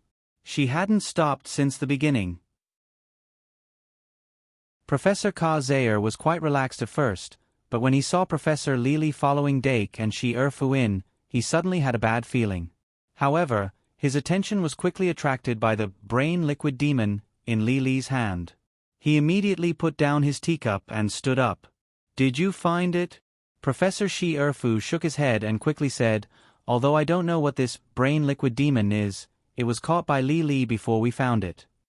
Professor Ka-Zayer: "So when Lili caught it, did she find any clues?" Professor Shi Erfu immediately stared at Lili. However, Lili was completely unfazed. "But I don't know." Professor Ka-Zayer immediately knew that it wasn't that she couldn't find any clues. It was just that she didn't want to find any clues at all. Maybe when she was catching the brain liquid demon, the person behind the scenes was hiding behind her anxiously. Professor Ka-Zayer said helplessly, "There's nothing we can do about it. Anyway, let me take a look at the brain liquid demon in your hand." Lili immediately smiled and took the brain liquid demon. After Professor Ka-Zayer took the brain liquid demon, his eyes narrowed slightly as he said, "A complete brain liquid demon is rare." However, now wasn't a good time to do research. Professor Ka-Zayer wasn't someone who didn't know when to stop. He just used a simple experiment to confirm the birth time of this brain liquid demon. He was a little surprised and said, "This brain liquid demon was born less than half a month ago?" When Professor Shi Erfu heard this, he had an idea. He said, "I'll go and check if anyone went in or out in the past half a month." Professor Ka-Zayer nodded and said, "Since we can't rely on Dake Slimes to find it, we'll have to check everything." Professor Shi Erfu said, "If no one went out, it means that the person who raised this brain liquid demon must still be in the school. This is very important." Professor Ka-Zayer said, "It's necessary to narrow down the scope of the investigation. Since Li found the brain liquid demon near the Night Institute tower, we'll start with the Night Institute." Dake suddenly said, "Aren't we going to confirm the situation of the professors first?" Professor Ka-Zayer turned his head and said with a smile, "Of course the professors first." In the Shang Malian Academy, the most threatening group of people was the professors. If they didn't confirm that the professors had nothing to do with this matter, they wouldn't be at ease. The three of them confirmed the order of the investigation with a few words. Then, Professor Shi Erfu immediately went to check the records. After Professor Shi Erfu left quickly, Professor Ka-Zayer and Dake looked at each other and immediately said, "In that case, let's start with us." Start with what?" Professor Lili asked curiously. Professor Ka-Zayer looked at her and said, "Confirm that this matter wasn't done by you or me." "Do we still need to confirm this?" Professor Lili pouted her lips in dissatisfaction. However, the investigation still started. Professor Ka-Zayer said, "First, we need to clarify something." Dake asked, "What is it?" Professor Ka-Zayer said, "The cultivation of the brain liquid demon is not a serious violation of the rules. The real violation is that the breeder planted the brain liquid demon in other people's minds. In other words, we don't care what they research, we only care about what they use it for. For example, the one who makes the butcher's knife is the general, and the one who uses the knife to slaughter a city is the butcher." Dake nodded and agreed. If it was just the cultivation of the brain liquid demon, the matter of refining demons, devils, and other magical spirits was obviously more serious. The Shang Malian Academy wouldn't treat these students differently because of this. Professor Ka-Zayer saw that he understood and said, "This matter itself isn't a big deal. Vern Morse is also very healthy. We need to use the above concepts to clarify this statement. Then, we can calm people down." Dake nodded again to show that he understood. Using a correct concept as the foundation, it led to a wrong assumption. The purpose was to prevent the breeder from doing anything desperate. Professor Ka-Zayer asked, "Do you have any other ideas?" Dake thought for a while and suddenly said, "Then, during the investigation, why don't we bring the brain liquid demon with us to show the Academy's attitude towards this kind of cultivation? I mean, we can temporarily treat it as a magical animal of the Magical Zoology Society. Professor Zaire picked up the brain liquid demon and shook it. He said, "It's feasible." Dake suddenly showed a sly smile. "When the time comes, I'll lend it to you for research." Professor Zaire suddenly laughed. "Then that's it for the time being. I'll ask you a few questions first." Dake immediately sat up straight and said, "Ask away." Professor Zaire nodded and said, "Don't use the underworld magic. How much do you know about the brain liquid demon?" Dake said, "Very simple." Then the second question, Professor Zaire said, "Before today, have you ever seen a brain liquid demon with your own eyes?" Dake shook his head and said, "No, I haven't." Professor Zaire asked again, "Before today, have you ever thought about cultivating a brain liquid demon?" Dake shook his head again. "No." Professor Zaire said gently, then the last question. "Did you cultivate this brain liquid demon?" Dake shook his head. "Of course not." Professor Zaire nodded and said, "Do you have anything else to add?" Dake thought for a while and said, "Let's add one more. Do you know Vern Morse?" Professor Zaire blinked and suddenly said, "That's a good question." Then, "Do you know Vern Morse?" Dake said, "Of course I do." If he said he didn't know, then there would be a real problem. Professor Zaire said, "Then let's end this here. Summon your magic guide spirit. Summon the one that can read minds." Dake focused and quickly said in his mind to cancel the summoning of the Goddess of the Mind's Eye and summon it to his side. The Goddess of the Mind's Eye was obviously not used to this kind of behavior, but she quickly adjusted and looked at Dake. Dake introduced to Professor Zaire, "This is the Goddess of the Mind's Eye that I just cultivated not long ago. It can see through minds." Professor Zaire was slightly surprised. "Is it a God's card?" Dake smiled and said, "That depends on how you define it." Zaire shook his head and said, "Now, it's your turn to ask me questions." Dake changed his set of questions slightly and asked again. Professor Zaire answered them one by one. After he finished answering, Dake stood up and gave his seat to the Goddess of the Mind's Eye. Then, he let Professor Lily sit opposite him and let the Goddess of the Mind's Eye ask the questions. As she asked, Dake explained to her so that she gradually understood the situation. Then, Dake summoned another Goddess of the Mind's Eye that didn't have intelligence to try. But it didn't work. Once the inspection began, the breeders would definitely prepare for it, and the questions would need to be changed at any time. If it didn't have intelligence, it would be difficult to deal with it. When Professor Shi Erfu returned, the 4 people in the infirmary had finished the self-inspection. Everyone looked at Professor Shi Erfu and waited for her results. Professor Shi Erfu said, "We're lucky. There haven't been many people in and out of the college in the past half a month. But I'm afraid we have to check the merchants on Traveler's Street." The workload doubled in an instant. It happened so suddenly that I took 2 more days off. I'm very sorry. When the notebook is delivered, I'll start to make up for this month's update. There are still 180,000 words left before the 200,000 words in December. Let's go. Chapter 672. The merchants on Traveler's Street were always easy to ignore, but in fact, they were also part of the college.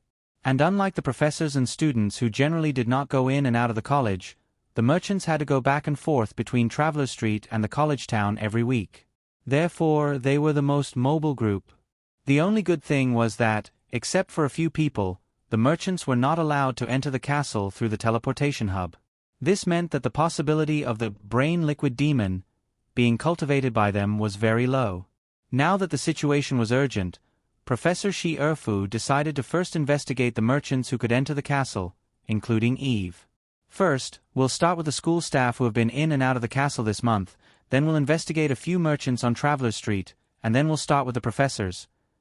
Professor Shi Erfu quickly formulated a plan and immediately began to execute it. It was faster than Dake expected. At 3:30 in the afternoon, the first batch of people to be investigated had been brought to the auditorium, banquet hall, on the first floor. First website. https://m. Vipkanshu. VIP. As the main force in charge of the investigation, he and Professor Ka Zayer sat in the teachers' seats, with Professor Li and Sister Karen as assistants. The staff and merchants who were brought to the auditorium were still confused at this time. Professor Shi Erfu did not disclose any information to them. For this batch of people, Professor Dake and Professor Ka Zayer used the simplest and fastest method of investigation. They placed the complete, brain liquid demon in the middle of the table, then placed a desk in front of each person. Professor Li controlled the little fairy to put the pre-printed answer sheet on the desk. When someone finished answering, the fairy would replace the answer sheet. The people who needed to be investigated lined up in 2 rows behind the 2 desks and sat down one by one to answer the questions. In this way, Professor Dake and Professor Ka Zayer did not need to waste time and did not need to worry about the answers being leaked. Although it did not matter whether the answers were leaked or not, they needed to show a message to the outside world. Let those people mistakenly think that they were investigating by answering the questions, and nothing else. In particular, they could not let people know that they had the mind-reading ability. The investigation went smoothly. The first answer that Professor Dake and Professor Ka Zayer wrote on their answer sheets was, "What is the creature on the table?" Brain liquid demon was a name that countless people feared during the war, but it quickly disappeared after the war ended. The number of people who had seen the true body of the brain liquid demon could be counted with one hand. The vast majority of people, including the soldiers who had directly faced the brain fluid demon, believed that it should be something as ugly as the devil. He would never have thought that the jellyfish that was as pure as water on the table was the real body of the brain liquid demon. The merchants of Travelers Street and the staff of the academy rarely had enough knowledge to recognize it. Therefore, almost no one could answer the first question. However, this had little to do with the investigation this time. He was someone who could cultivate a brain liquid demon, so it wouldn't be an exaggeration to say that he was a researcher with special knowledge about the brain. And for this kind of person, memory manipulation was probably just a small trick.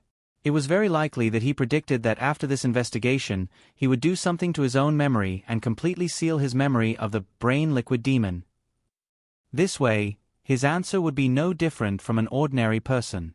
What Professor Dake and Professor Ka Zayer needed to do was to use mind reading to find flaws in their thoughts while they were answering the questions.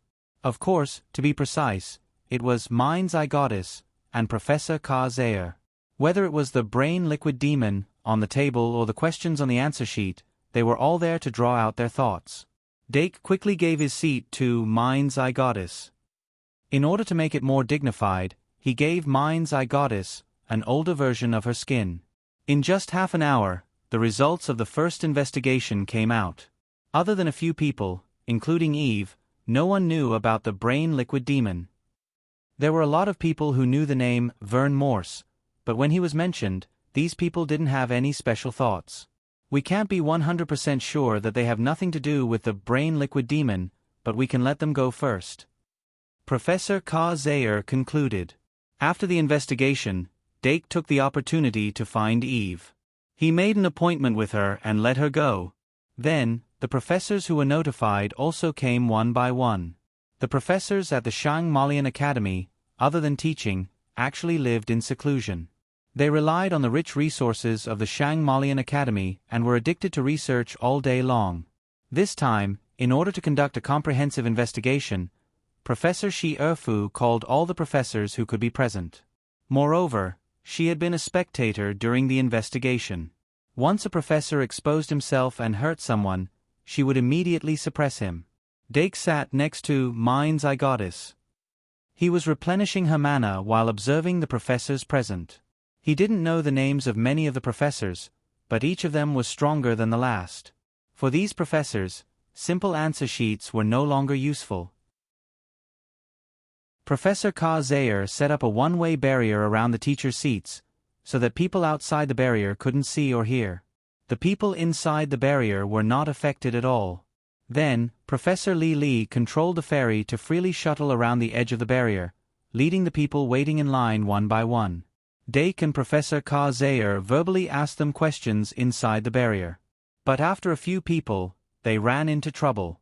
Professor Hulda Boyd, can you open up your brain a little? Dake said helplessly to the professor of magic language, Hulda Boyd. Mind's eye's ability was not impossible to guard against. It was just that the methods needed to guard against it were relatively rare, and the level of the magus was extremely high. And on a daily basis, very few people would guard their brain to death. But unfortunately, Professor Boyd was one of them. Mind's eye goddess could not see through his mind at all. And since she couldn't see through it, she naturally couldn't investigate it. Dake could only ask him to open up his brain on his own. But Professor Hulda Boyd immediately frowned and asked, why? As usual, Professor Hulda Boyd had naturally curly dark brown hair. The skin on his face was slightly dry, and his nose was as prominent as an eagle's hook. His eyes were slightly sinister. When he asked the question, his tone was as sharp as a knife. But Dake was already used to his tone, so he immediately said, cooperate with the investigation. Professor Hulda Boyd raised his eyebrows and said, although I can roughly guess the reason, I'm sorry, I can't open up my brain for people to spy on me. Dake tried his best to persuade him, Professor, it's just a temporary opening. I won't pry into your other thoughts. But Professor Hulda Boyd still shook his head and said, impossible. Dake was a little helpless, so he could only turn to Professor Zayer for help. But after Professor Zayer checked one of the professors, he immediately said, forget about Boyd, it can't be him. Dake was a little startled, and he turned to look at Professor Shi Erfu. When Professor Shi Erfu nodded, he said to Professor Hulda Boyd, in that case, I'll just ask a simple question. Professor Boyd, do you know Vern Morse? Of course I do. Professor Boyd said directly, Vern Morse, a fifth-year student of the House of Fools. He's a clown. Dake blinked and said, Professor, it's not good to talk about a student like that. But Professor Hulda Boyd said nonchalantly, he's not my student. Dake said, okay, Professor. Please leave this way. Next. After Professor Hulda Boyd left, the next professor was invited in by Little Fairy. Dake asked and knew the name of the professor. Then, he asked the questions according to the plan. Although the professor was a little stubborn, he was not as difficult to deal with as Professor Hulda Boyd. Dake quickly finished checking him, and then he moved on to the next professor. Because it took a long time to check each professor, the whole process was very slow. Dake also met Professor Ryan Hacks after that. As a second-year professor of the history of magic, Professor Ryan Hacks had completely adapted to the environment. His teaching style was also quickly adapting. Recently, he had a tendency to be close to Professor Didi. After a brief conversation with him, Dake asked casually, Professor Hacks, haven't you achieved your goal of joining the Shangmalian? Goal? What goal? Professor Ryan Hacks asked with a puzzled look. Dake looked up at him and said, didn't you say you wanted to be re-employed? Oh, you're talking about that. Professor Ryan Hacks suddenly had a look of realization. That was just last year's goal. This year, I already have a new goal. Dake asked curiously, what goal? Professor Ryan Hacks looked at Professor Zayer and said, Zayer said I have some talent in magic. Dake's heart skipped a beat.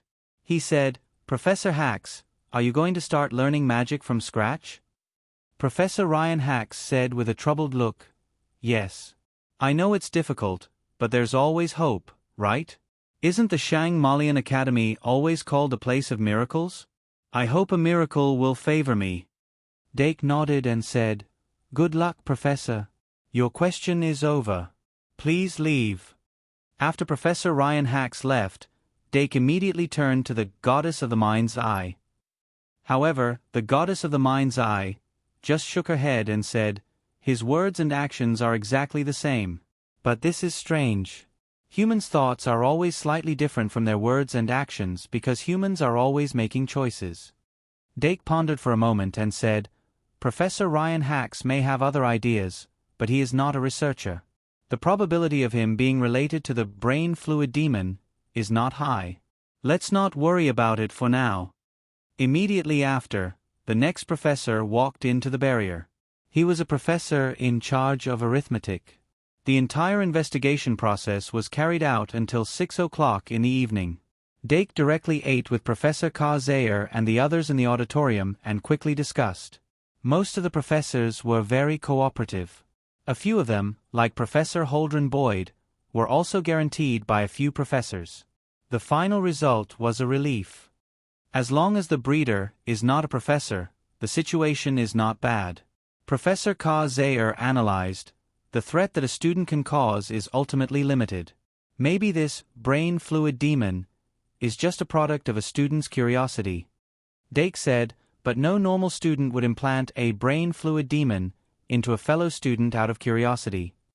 Professor Zayer laughed and said, in short, since the target has been narrowed down to students, then based on this analysis, there are not many students who have the ability to implant a brain fluid demon into Fernmore's brain. We can further narrow down the scope. Dake shook his head and said, no one can be sure that it's not a first-year student.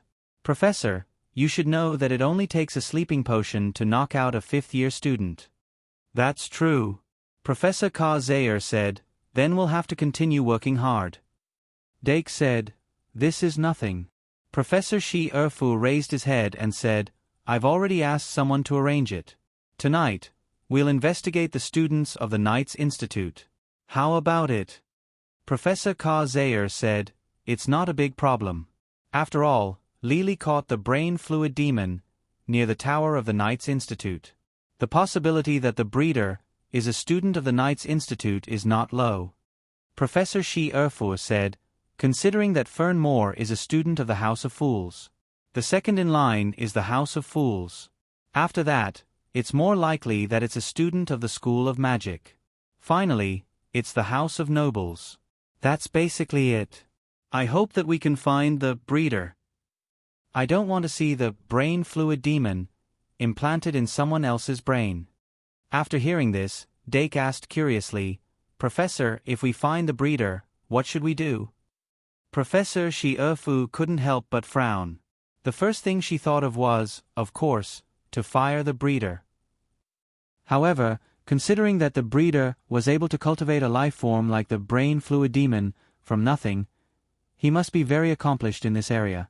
If he was a talent that could be molded, Principal Aerti will make the decision on this matter. Professor Shi Erfu's sternness on the surface was just a cover. She was actually a gentle person. She continued, depending on the specific situation, a different decision may be made. If it's really bad, we can't rule out the possibility of sending him to court. Dake nodded slightly and thought carefully.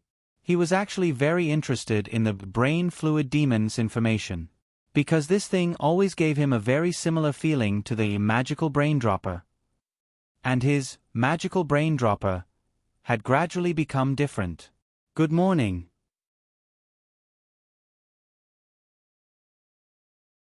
Chapter 673. In the evening.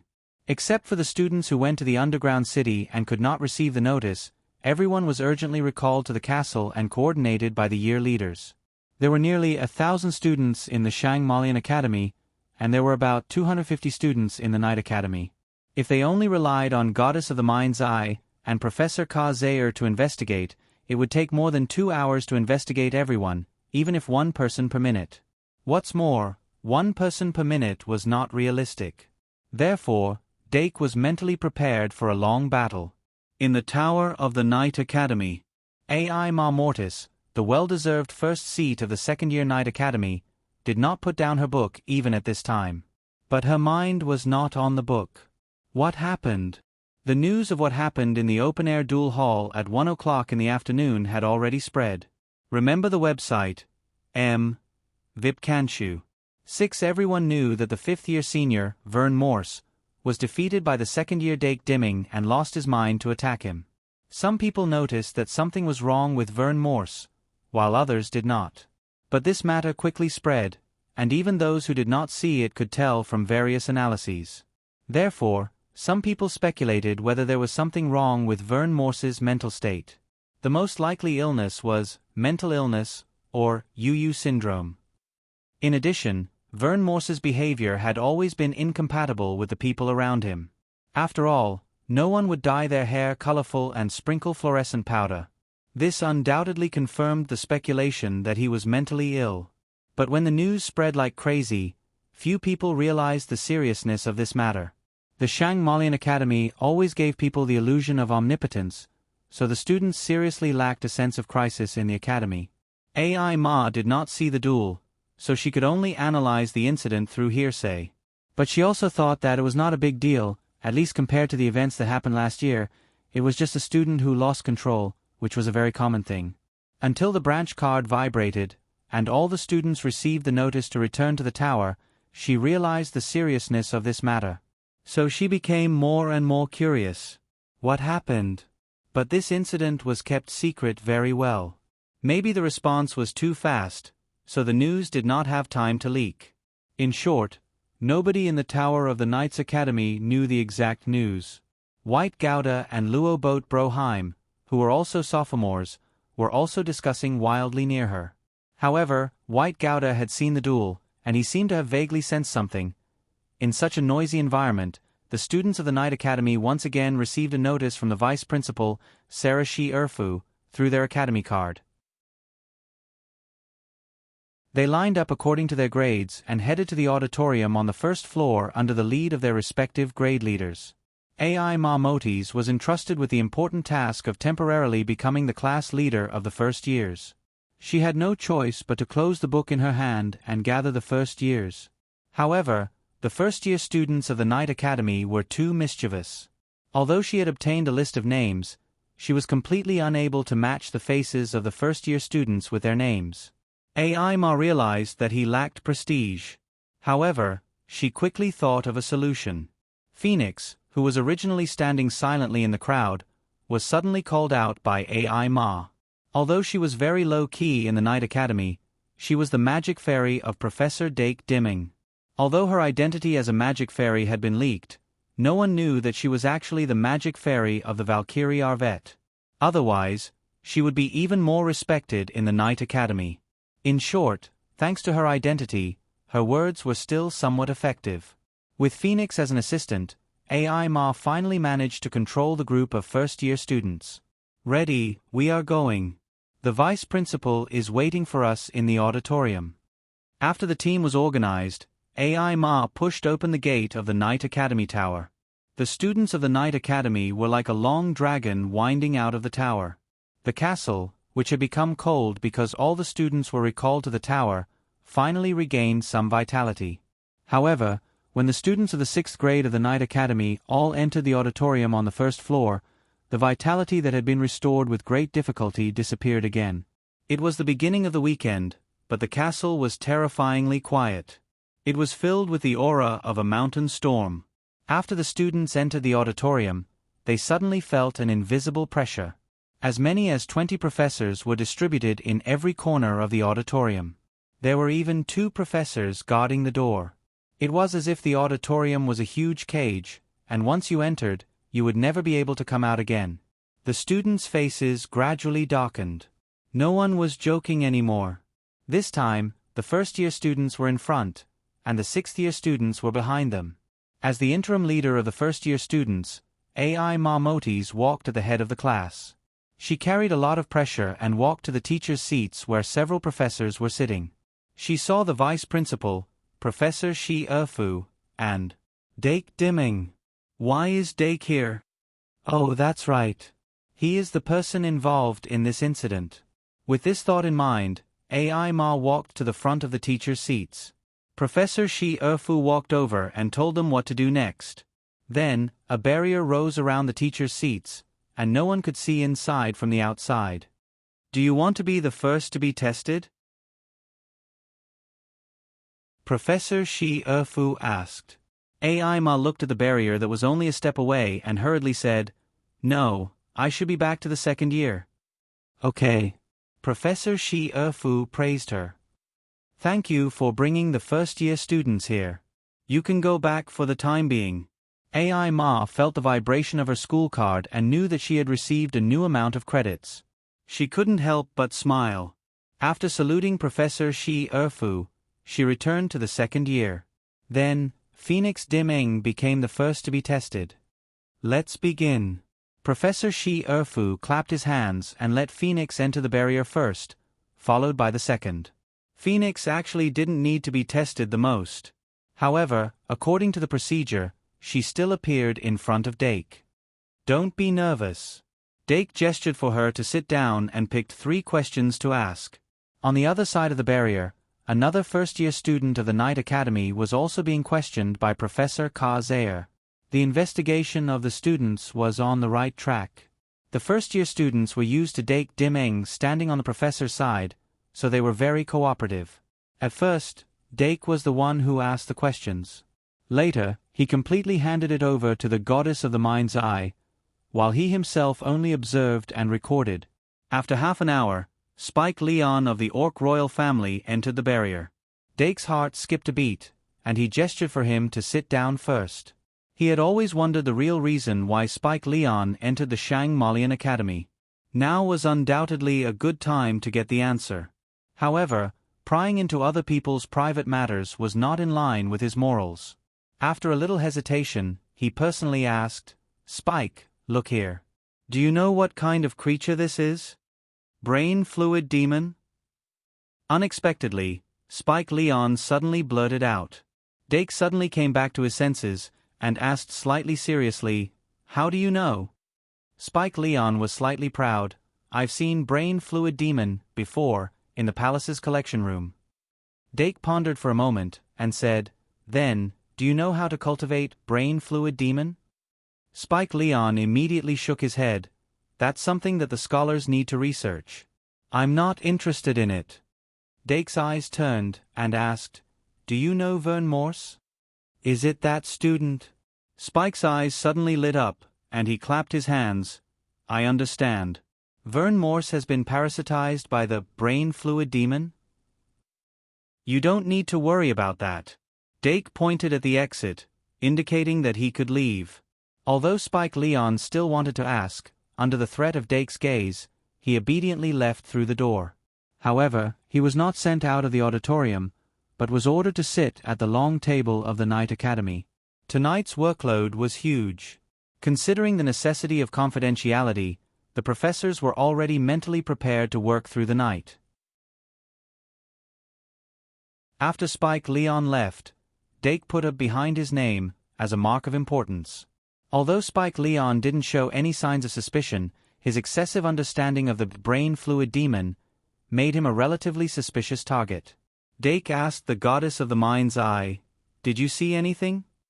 The goddess of the mind's eye was frowning, and at this time she whispered, "Half of his soul is in a frozen state." Dake suddenly realized, and added 2 behind Spike Leon's name. Excessive understanding of the brain fluid demon, and half of his soul being sealed. These 2 conditions added together made Spike Leon the focus of attention. Is this the reason why he's so stupid? Dake could not help but think. Could it be that the reason he came to the Shang Malian Academy was to remove the seal on his soul? But he quickly realized. This could also be a special method used to deal with the investigation. By sealing a part of his soul, he could make himself flawless. But when people do this kind of thing, they often forget one thing. The blank space left behind after being sealed would be even more obvious. The structure of Spike Leon's soul could be seen clearly in front of the goddess of the mind's eye. The first 3-star target. Dake said to Professor Li, who had been keeping his mouth shut. "Inform Professor Shi Erfu to pay close attention. We can't let him have any other problems during this period." Then he continued to investigate. Seeing that the line of the first years of the Night Academy was getting shorter and shorter, the second years at the back gradually became nervous. AI Marmotes stood at the front, and whispered to the second-year leader, Justin Wayne. Both of them looked slightly dignified. White Gouda and Luoboat Broheim were still surprised by why Dake was sitting in the teacher's seat. AI Ma's previous assumption was obviously not valid. Dake was definitely not sitting there as the person involved. "He looks like a professor." White Gouda could not help but say. "No, he's a professor," Luoboat Broheim corrected. The second years all knew that Dake Dimming taught mathematics in the first year. Okay, he's a professor. White Gouda could not help but say, so how can we catch up to a professor? Luo Boat Broheim laughed and thought, who knows? White Gouda could not help but ponder. The investigation of the first years of the Night Academy was finally over. Dake and Professor Ka Zayer had a 3-minute discussion about the investigation results, then continued to investigate the second years. Professor Ka Zayer found 2 suspicious targets, and so did Dake. Other than Spike Leon, there was also a girl, who was a spy. There had always been spies from various forces among the students of St. Marian College. Although the professors knew about it, they all turned a blind eye. As long as the spies did not do anything overboard, Shangmalian Academy itself was not shameful. They only treated the spies as ordinary students. But now, because of the brain liquid demon incident, the spies were naturally exposed. After Dake caught the girl, he suddenly realized that this was the case. He quietly sent her away, then put tube stars behind her name. This way, maybe I can also find the person who wanted to lure me into the underground city to find the holy sword. Dake could not help but think. He actually wanted to know who the mastermind was. Why was he so kind? The investigation of the second years of the Night Academy finally began. Ai Ma Métis walked into the barrier where Dake was and sat down on the stool. She was slightly surprised to see Dake Dimming sitting in front of her. Dake saw Ai Ma and relaxed a little, then said, Ai Ma, I need to ask you a few questions. You just have to answer normally. What happened? Ai Ma immediately asked. This is a secret, Dake said. Okay. Ai Ma's gaze quickly focused on the brain liquid demon, and exclaimed without hesitation, Brain liquid demon? Seems like you have some understanding of the brain liquid demon, Dake said. Ai Ma immediately said, Of course. Brain liquid demon is a product created by the demon race using alchemy. When you were studying alchemy, didn't you try to understand the relevant knowledge? Dake was startled and his cheeks were slightly red. I've been busy during this period. Ai Ma clicked her tongue and said, I understand. Vern Morse was parasitized by the brain liquid demon, right? You guys made such a big fuss just to find the person who implanted the brain liquid demon in his brain. So, how do you want to find it? Her gaze quickly swept over Professor Li Li and the Heart's Eye Goddess, beside Dake, and she directly pointed out, It's that magic elf, right? It can read minds? Good morning, *3, Epsilon *.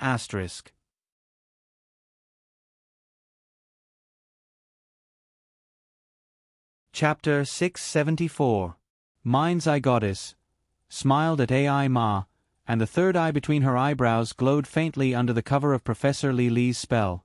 Ai Ma suddenly became alert, but Mind's Eye Goddess already knew what she was thinking. Even if she knew that Mind's Eye Goddess could read minds, there was no effective way to deal with it. This made her very angry, and she glared at Mind's Eye Goddess. But what she got in response was Mind's Eye Goddess's ridicule. Ahem. Dake quickly coughed to attract her attention, and then said, Ai Ma, if you have any ideas, you can say it. Ai Ma looked away and tried not to think about other things. I have nothing to say. Do you want to go through the procedure or just skip it? Of course, she wanted to skip it, but Dake chose to go through the procedure. Although the efficiency of a comprehensive inspection was extremely low, it was indeed an effective method. Remember, https://m Vipkanchu. VIP. However, he was very familiar with the second-year students and basically confirmed that there were no suspicious people, so he was relatively relaxed when inspecting the second-year students until White Gouda walked into the barrier. Hi, Dake. White Gouda walked in and raised her hand to greet him. Dake glanced next door and saw Luo Boat Broheim being inspected by Professor Ka Zayer. He nodded and said, Good evening, White. Sit down first. White sat down and asked curiously, Is the late-night inspection because of Vern Morse? He had experience in this area. Dake nodded slightly and waited for him to sit down, then said, I need to ask you a few questions. Just answer truthfully. White glanced at him and looked at the other two people at the teacher's table. One of them was a long-haired woman he had never seen before, and the other, was Professor Li, who was sitting upright. Even though White wondered why Dake Dimeng was sitting in the middle instead of Professor Li, he didn't say anything. However, he didn't know that his thoughts had been completely seen by the goddess of the mind's eye. Dake saw that he had no reaction, so he followed the usual procedure and pointed at the brain liquid demon and asked, "Do you know what this is?" White looked at it carefully and said hesitantly, "Slime? Or a jellyfish?" Dake looked at Mind's Eye Goddess, and she nodded at him. Dake said, "Then I'll leave it to you to ask." "Yes, Master." After the Goddess of the Heart got her instructions, she asked White Gouda under her surprised gaze, "Since you don't even know what the brain demon is, you can't possibly be the breeder. Have you come in contact with Fern Morse?" "No," White Gouda immediately retorted. "I know what the brain liquid demon is." The Goddess of the Heart frowned and asked, "What is the brain liquid demon?" White Gouda raised his eyebrows and said quickly, "A demon that feeds on brains." The Goddess of the Heart smirked and said with a sneer, "Is this what you mean by you know? Then how did you know about the brain liquid demon?" "Of course from..."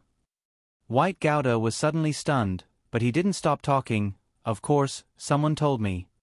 "Then it seems that someone only knows half of it." The Goddess of the Heart said lightly, "Since you can't even recognize the brain liquid demon right in front of you, don't say that you know. Please answer my question again. Have you come in contact with Fern Morse?" White Gouda didn't look happy and said directly, "Why would I come in contact with a senior from the House of Fools?" As soon as he said that, the Goddess of the Heart turned to Dake. Doc nodded at her, and the Heart's Eye Goddess said, "You can leave now." White Gouda walked out of the exit in shock. He really didn't know how he had offended that woman. After he left, Doc asked in a low voice, "What did you see?" The Goddess of the Heart's face became serious. "He might have nothing to do with the brain liquid demon, but I saw a fog in his heart." "Fog?" Dake couldn't help but frown. The Goddess of the Heart said, "There's a layer of fog shrouding his heart, so he can't be seen. Of course, that layer of fog is still too thin, so I can easily see through it." Dake asked, "That layer of fog, is it good or bad? Is it something he knows or doesn't know? Is it controllable or uncontrollable?" The Goddess of the Heart whispered, "Since I didn't see anything when I peeped, I can tell that he doesn't know. We can't rule out the possibility that there's something parasitic in his body that needs that layer of fog to hide its presence." Dake frowned. "Isn't it the brain liquid demon?" The Goddess of the Heart shook her head and said, "That should be something on a completely different level." Dake was even more confused. He often meets with a blood concubine. If there's something parasitic in him, it's impossible to hide it from the blood concubine. "Professor Li, what do you think?" Li's eyes suddenly widened. Li isn't sleeping." Dake, this kind of mechanical inspection work was indeed a little boring for the little fairy. Dake, why don't you go somewhere else to sleep? Li, I already said that I'm not sleeping. If you continue like this, Li is going to get angry. Dake turned around and put 3 stars behind the White Gouda's name. The abnormality of the White Gouda couldn't be ignored. Even though he wasn't the breeder, he was still someone to be paid attention to. The inspection of the 2nd grade ended quickly, then it was the 3rd grade's turn, followed by the 4th grade, 5th grade, and 6th grades. After the inspection of the 6th grade's Night Institute students was completed, Dake finally relaxed. He took a sip of tea and said, "Other than the students who went to the dungeon, everyone else should have been inspected, right?" Professor Shi Erfu had already walked into the barrier, so he said, "It can't be wrong. The dungeon escape device has a record. Every student would wear the dungeon escape device when they entered the dungeon, and the school would use the dungeon escape device to locate the students. Although it wasn't very useful when entering the dungeon, it could be used to confirm who was in the dungeon." Dake nodded and said, then let's tally up the inspection results. He got up and walked around the goddess of the mind's eye to Professor Ka-Zayer's side to do the statistics with him. Dake pointed at the notebook and said, "On my side, there are a total of 3 people marked with 3 stars, more with 2 stars, and fewer with 1 star. My side isn't much different," Professor Ka-Zayer said solemnly. "There are 2 people marked with 3 stars, and 6 people marked with 2 stars and 1 star. I didn't expect there to be so many people in the school that we need to pay attention to, and this is only the Night Institute. I heard that the House of Fools is the most affected?"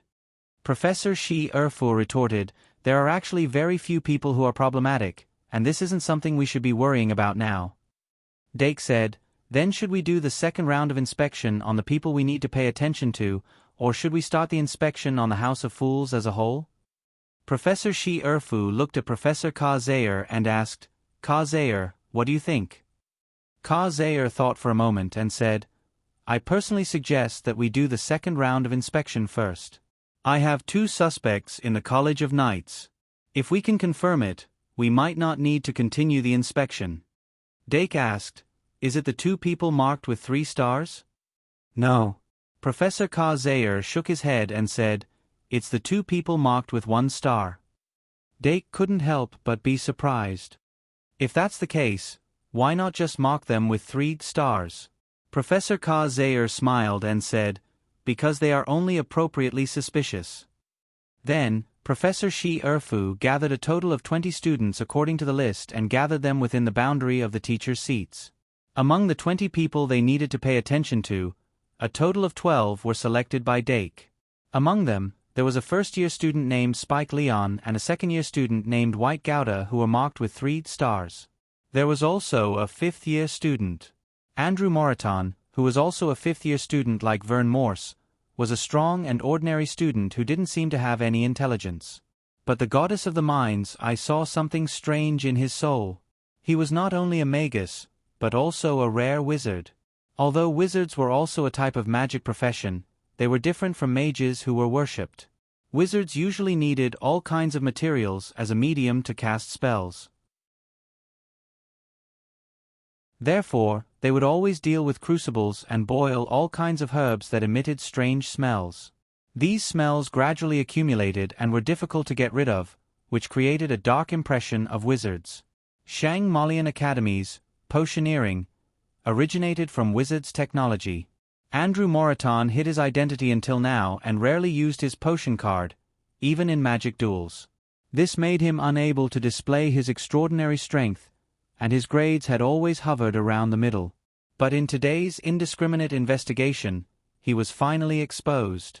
But in fact, his identity as a wizard only gave him extra points in the eyes of the professors, so there was no need to hide it at all. Unless he had a special reason. And a wizard who could create a brain fluid demon. It made sense. Plus, he was a classmate who frequently came into contact with Vern Morse, so the degree of suspicion was even higher. Professor Ka-Zayer thought that the most suspicious targets were a first-year student and a 4th-year student. They were both from the Knights Academy, but the first-year student looked a little timid. Dake, as a first-year arithmetic professor, was naturally quite familiar with her. She was a girl named Julie Zaphoni, who had an average height for her age group. Her performance in class was also quite average, and when she was called to answer questions, her round face would show an extremely shy blush, but this was what made her suspicious. Because she was a student of the Knights Academy. According to Professor Ka-Zayer, Julie Zaphoni's heart was actually very wild, and she had at least 3 years of study time in Introduction to Magic. In other words, if she did not hide her strength, she could easily become the champion of this year's Knights Academy. Dake did not expect her to be such an excellent student, so he could not help but feel a little helpless when he saw her timidly walk into the barrier with her head lowered. The other 4th-year student that Professor Ka-Zayer suspected was a boy named Cameron Macefield. This boy had mastered extremely high-end spiritual magic. According to Professor Ka-Zayer, he should be a natural spiritual mage, and even Professor Ka-Zayer could not easily see through his heart. Cameron Macefield was quite famous in the Knights Academy, unlike Andrew Moraton and Julie Zaphoni, who deliberately kept a low profile. If Professor Kazayer did not pretend to mention that Vern Morse might become an idiot due to the brain demon implantation, Professor Kazayer would not have suspected him of being a spiritual mage. In short, there were 5 most suspicious people in the Knights Academy. They were: first-year student Spike Leon, first-year student Julie Zaphoni, second-year student White Gouda, fourth-year student Cameron Macefield, fifth-year student Andrew Moraton. Among the other 15 people, there might be 3 to 5 spies.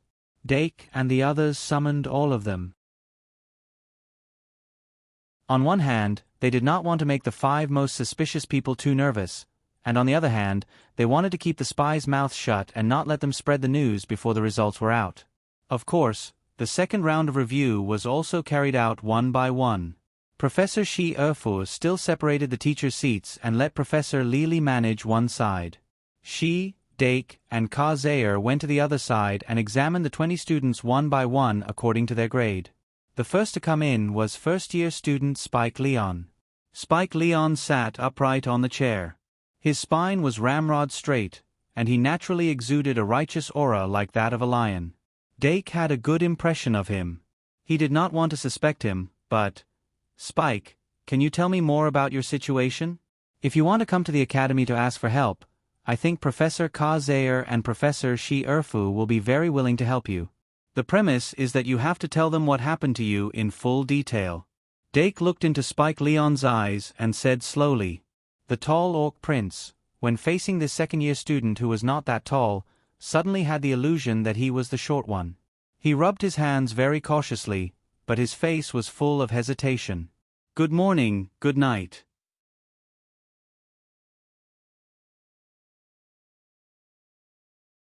Chapter 675.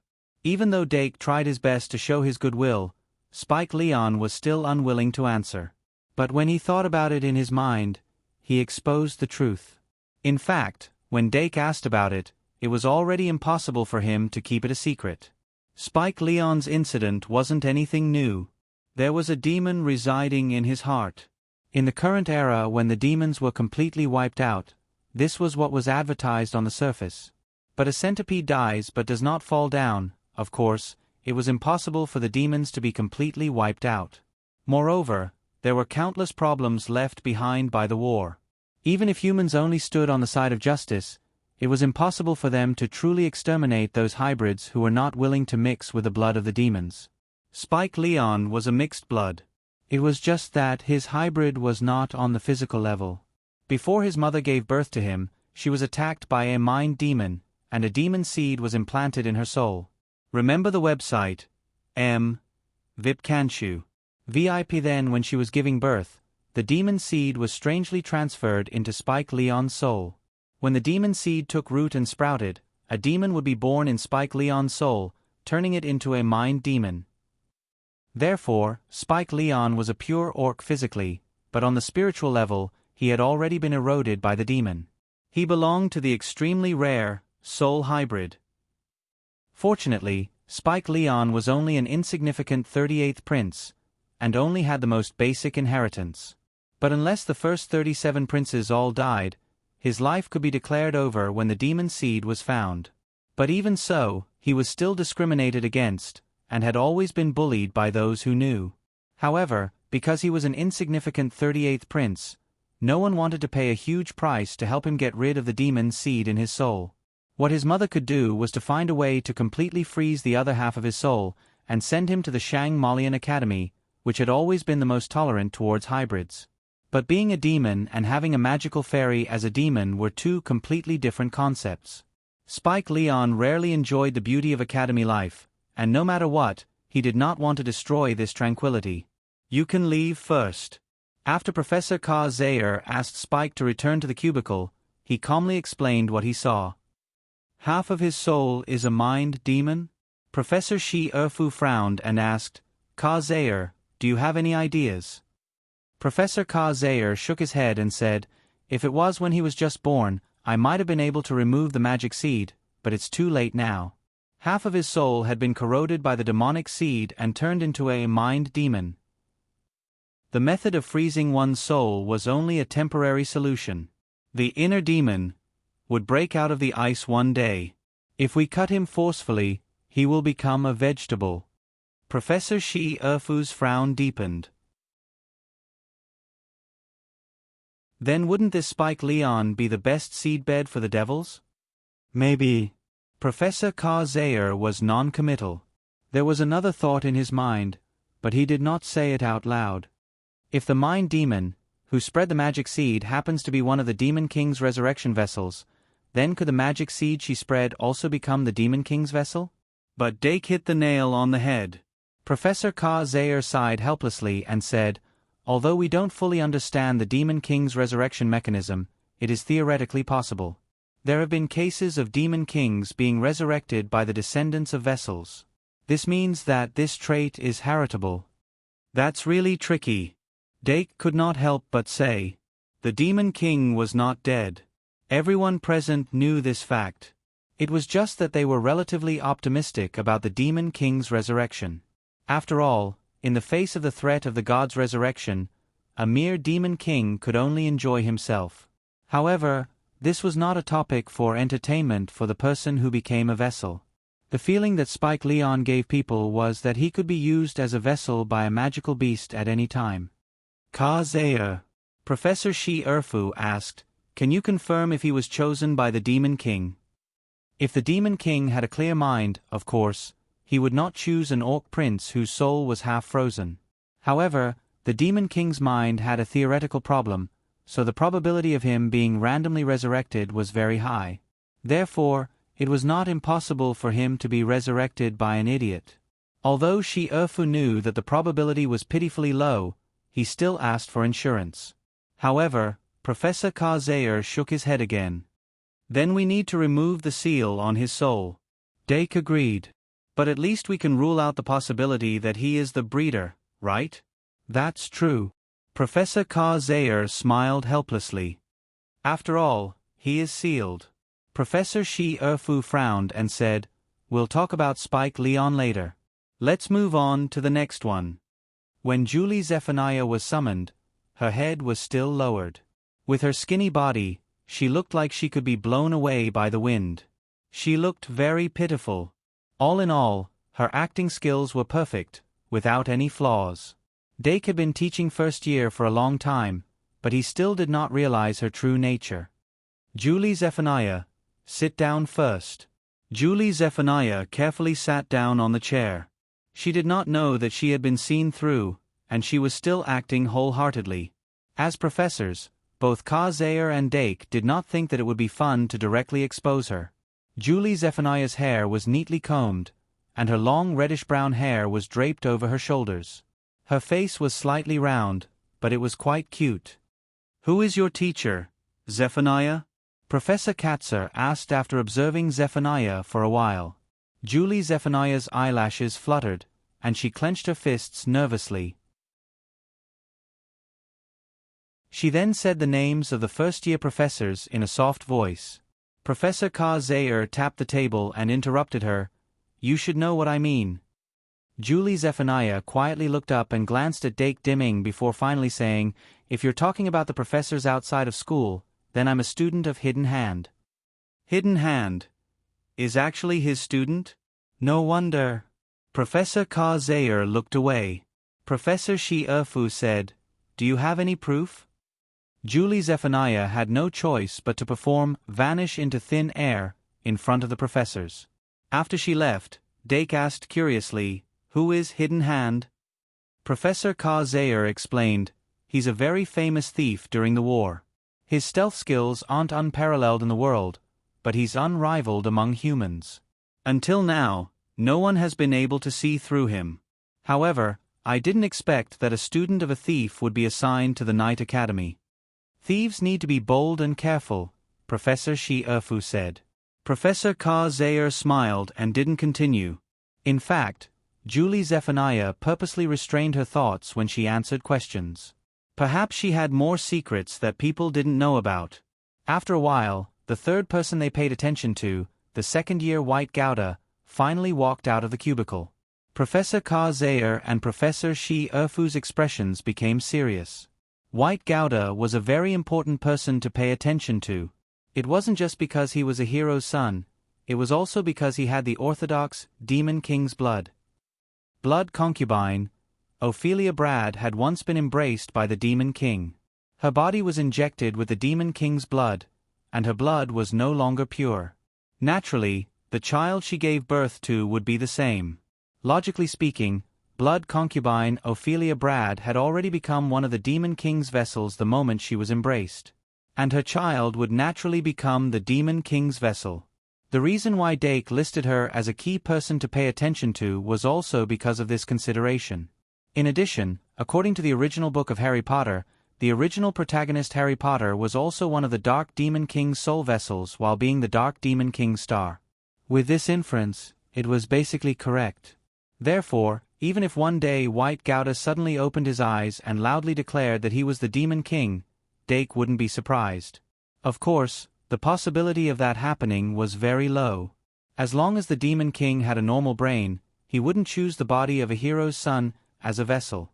Because in this world, Hero's bloodline was the true nemesis of the Demon King. Unless the Demon King's brain wasn't normal. White Gouda sat down on the chair and looked forward. Unlike before, when only Dake was sitting on the chair, the presence of Professor Ka Zayer and Professor Shi Erfu made him feel a lot of pressure. Also, the fact that he entered the second round meant that there was something wrong with him. His heart was perturbed, and he felt a little nervous. White Gouda. Professor Ka Zayer, who was sitting in the middle, called his name and slowly said, "Do you know why you were called here?" White Gouda's neck stiffened, and he slowly shook his head. "I don't know." The golden light in Professor Ka Zayer's eyes was restrained, but like the goddess of the mind's eye, he also saw the layer of fog that shrouded White Gouda's soul. However, that thin layer of fog couldn't stop him at all. He slightly said in a low voice, "You really don't have a clue?" White Gouda could only bite the bullet and shake his head again. He really didn't know, and he was confused about why he was selected for the second round. "It seems that you really don't know." Professor Ka Zayer took a deep breath and said, "You can go back now." Therefore, Werther God came and left with a dumbfounded expression, leaving with a dumbfounded expression. But to be honest, Dake was also a little confused. After White Gouda left, Dake said in a low voice, "Professor Ka Zayer, did you see anything?" Professor Ka Zayer turned to Shi Erfu and nodded slightly. Professor Shi Erfu immediately understood. She flicked her finger, and a wind blew in the room, creating a tighter barrier. Professor Li Li, who was sleepy, suddenly woke up. Li Li smelled the scent of a melon field. Professor Shi Erfu glared at her and said, "Ka Zayer, you can speak now." Professor Ka Zayer said in a low voice, "About what Dake said before, the fog covering White Gouda's mind is just a layer of cover." Huh? The goddess of the heart turned around suddenly, looking unhappy. Professor Ka Zayer continued, "Under that layer of fog, White Gouda's mind has been infiltrated by darkness." Dake immediately said, "Is it the Demon King?" Professor Ka Zayer said in a low voice, "It's possible, but it's also possible that it's something on a higher level." Dake's pupils shrank, and he was surprised. Professor Ka Zayer said, "But what I find strange is that his mind isn't controlled. It's as if some kind of pure dark energy has awakened in his body. Although it affects his mind, it's not to the extent of turning him into a demon." Professor Shi Erfu frowned and said, "Is it good or bad?" "It's both good and bad," Professor Ka Zayer said. "Maybe we should discuss it with Ophelia." Hearing this, Dake was also confused. If he was told directly that the Demon King was reborn in White Gouda's body, he wouldn't be so curious. But now, he couldn't help but want to dig out the secret. If that's the case, then Victor's basic knowledge of the brain fluid demon is also based on the influence of the dark element? Because it hasn't been controlled, and it hasn't been invaded by anything, what he knows is only superficial knowledge. Up until now, they had noticed a lot of things that they usually didn't pay attention to. But their initial goal had not been achieved. After they summoned a few spies for questioning, it was finally the turn of the fourth-year student, Cameron Macefield. Cameron Macefield had mastered extremely high-end spiritual magic, and when Professor Ka Zayer mentioned that Vern Morse might become an idiot because of the brain fluid demon's implantation, his mind fluctuated intensely. Therefore, the possibility of him being a related person was very high. After he was summoned, Professor Zayer carried out further questioning. Dake listened carefully and realized that Cameron Macefield wasn't familiar with Vern Morse.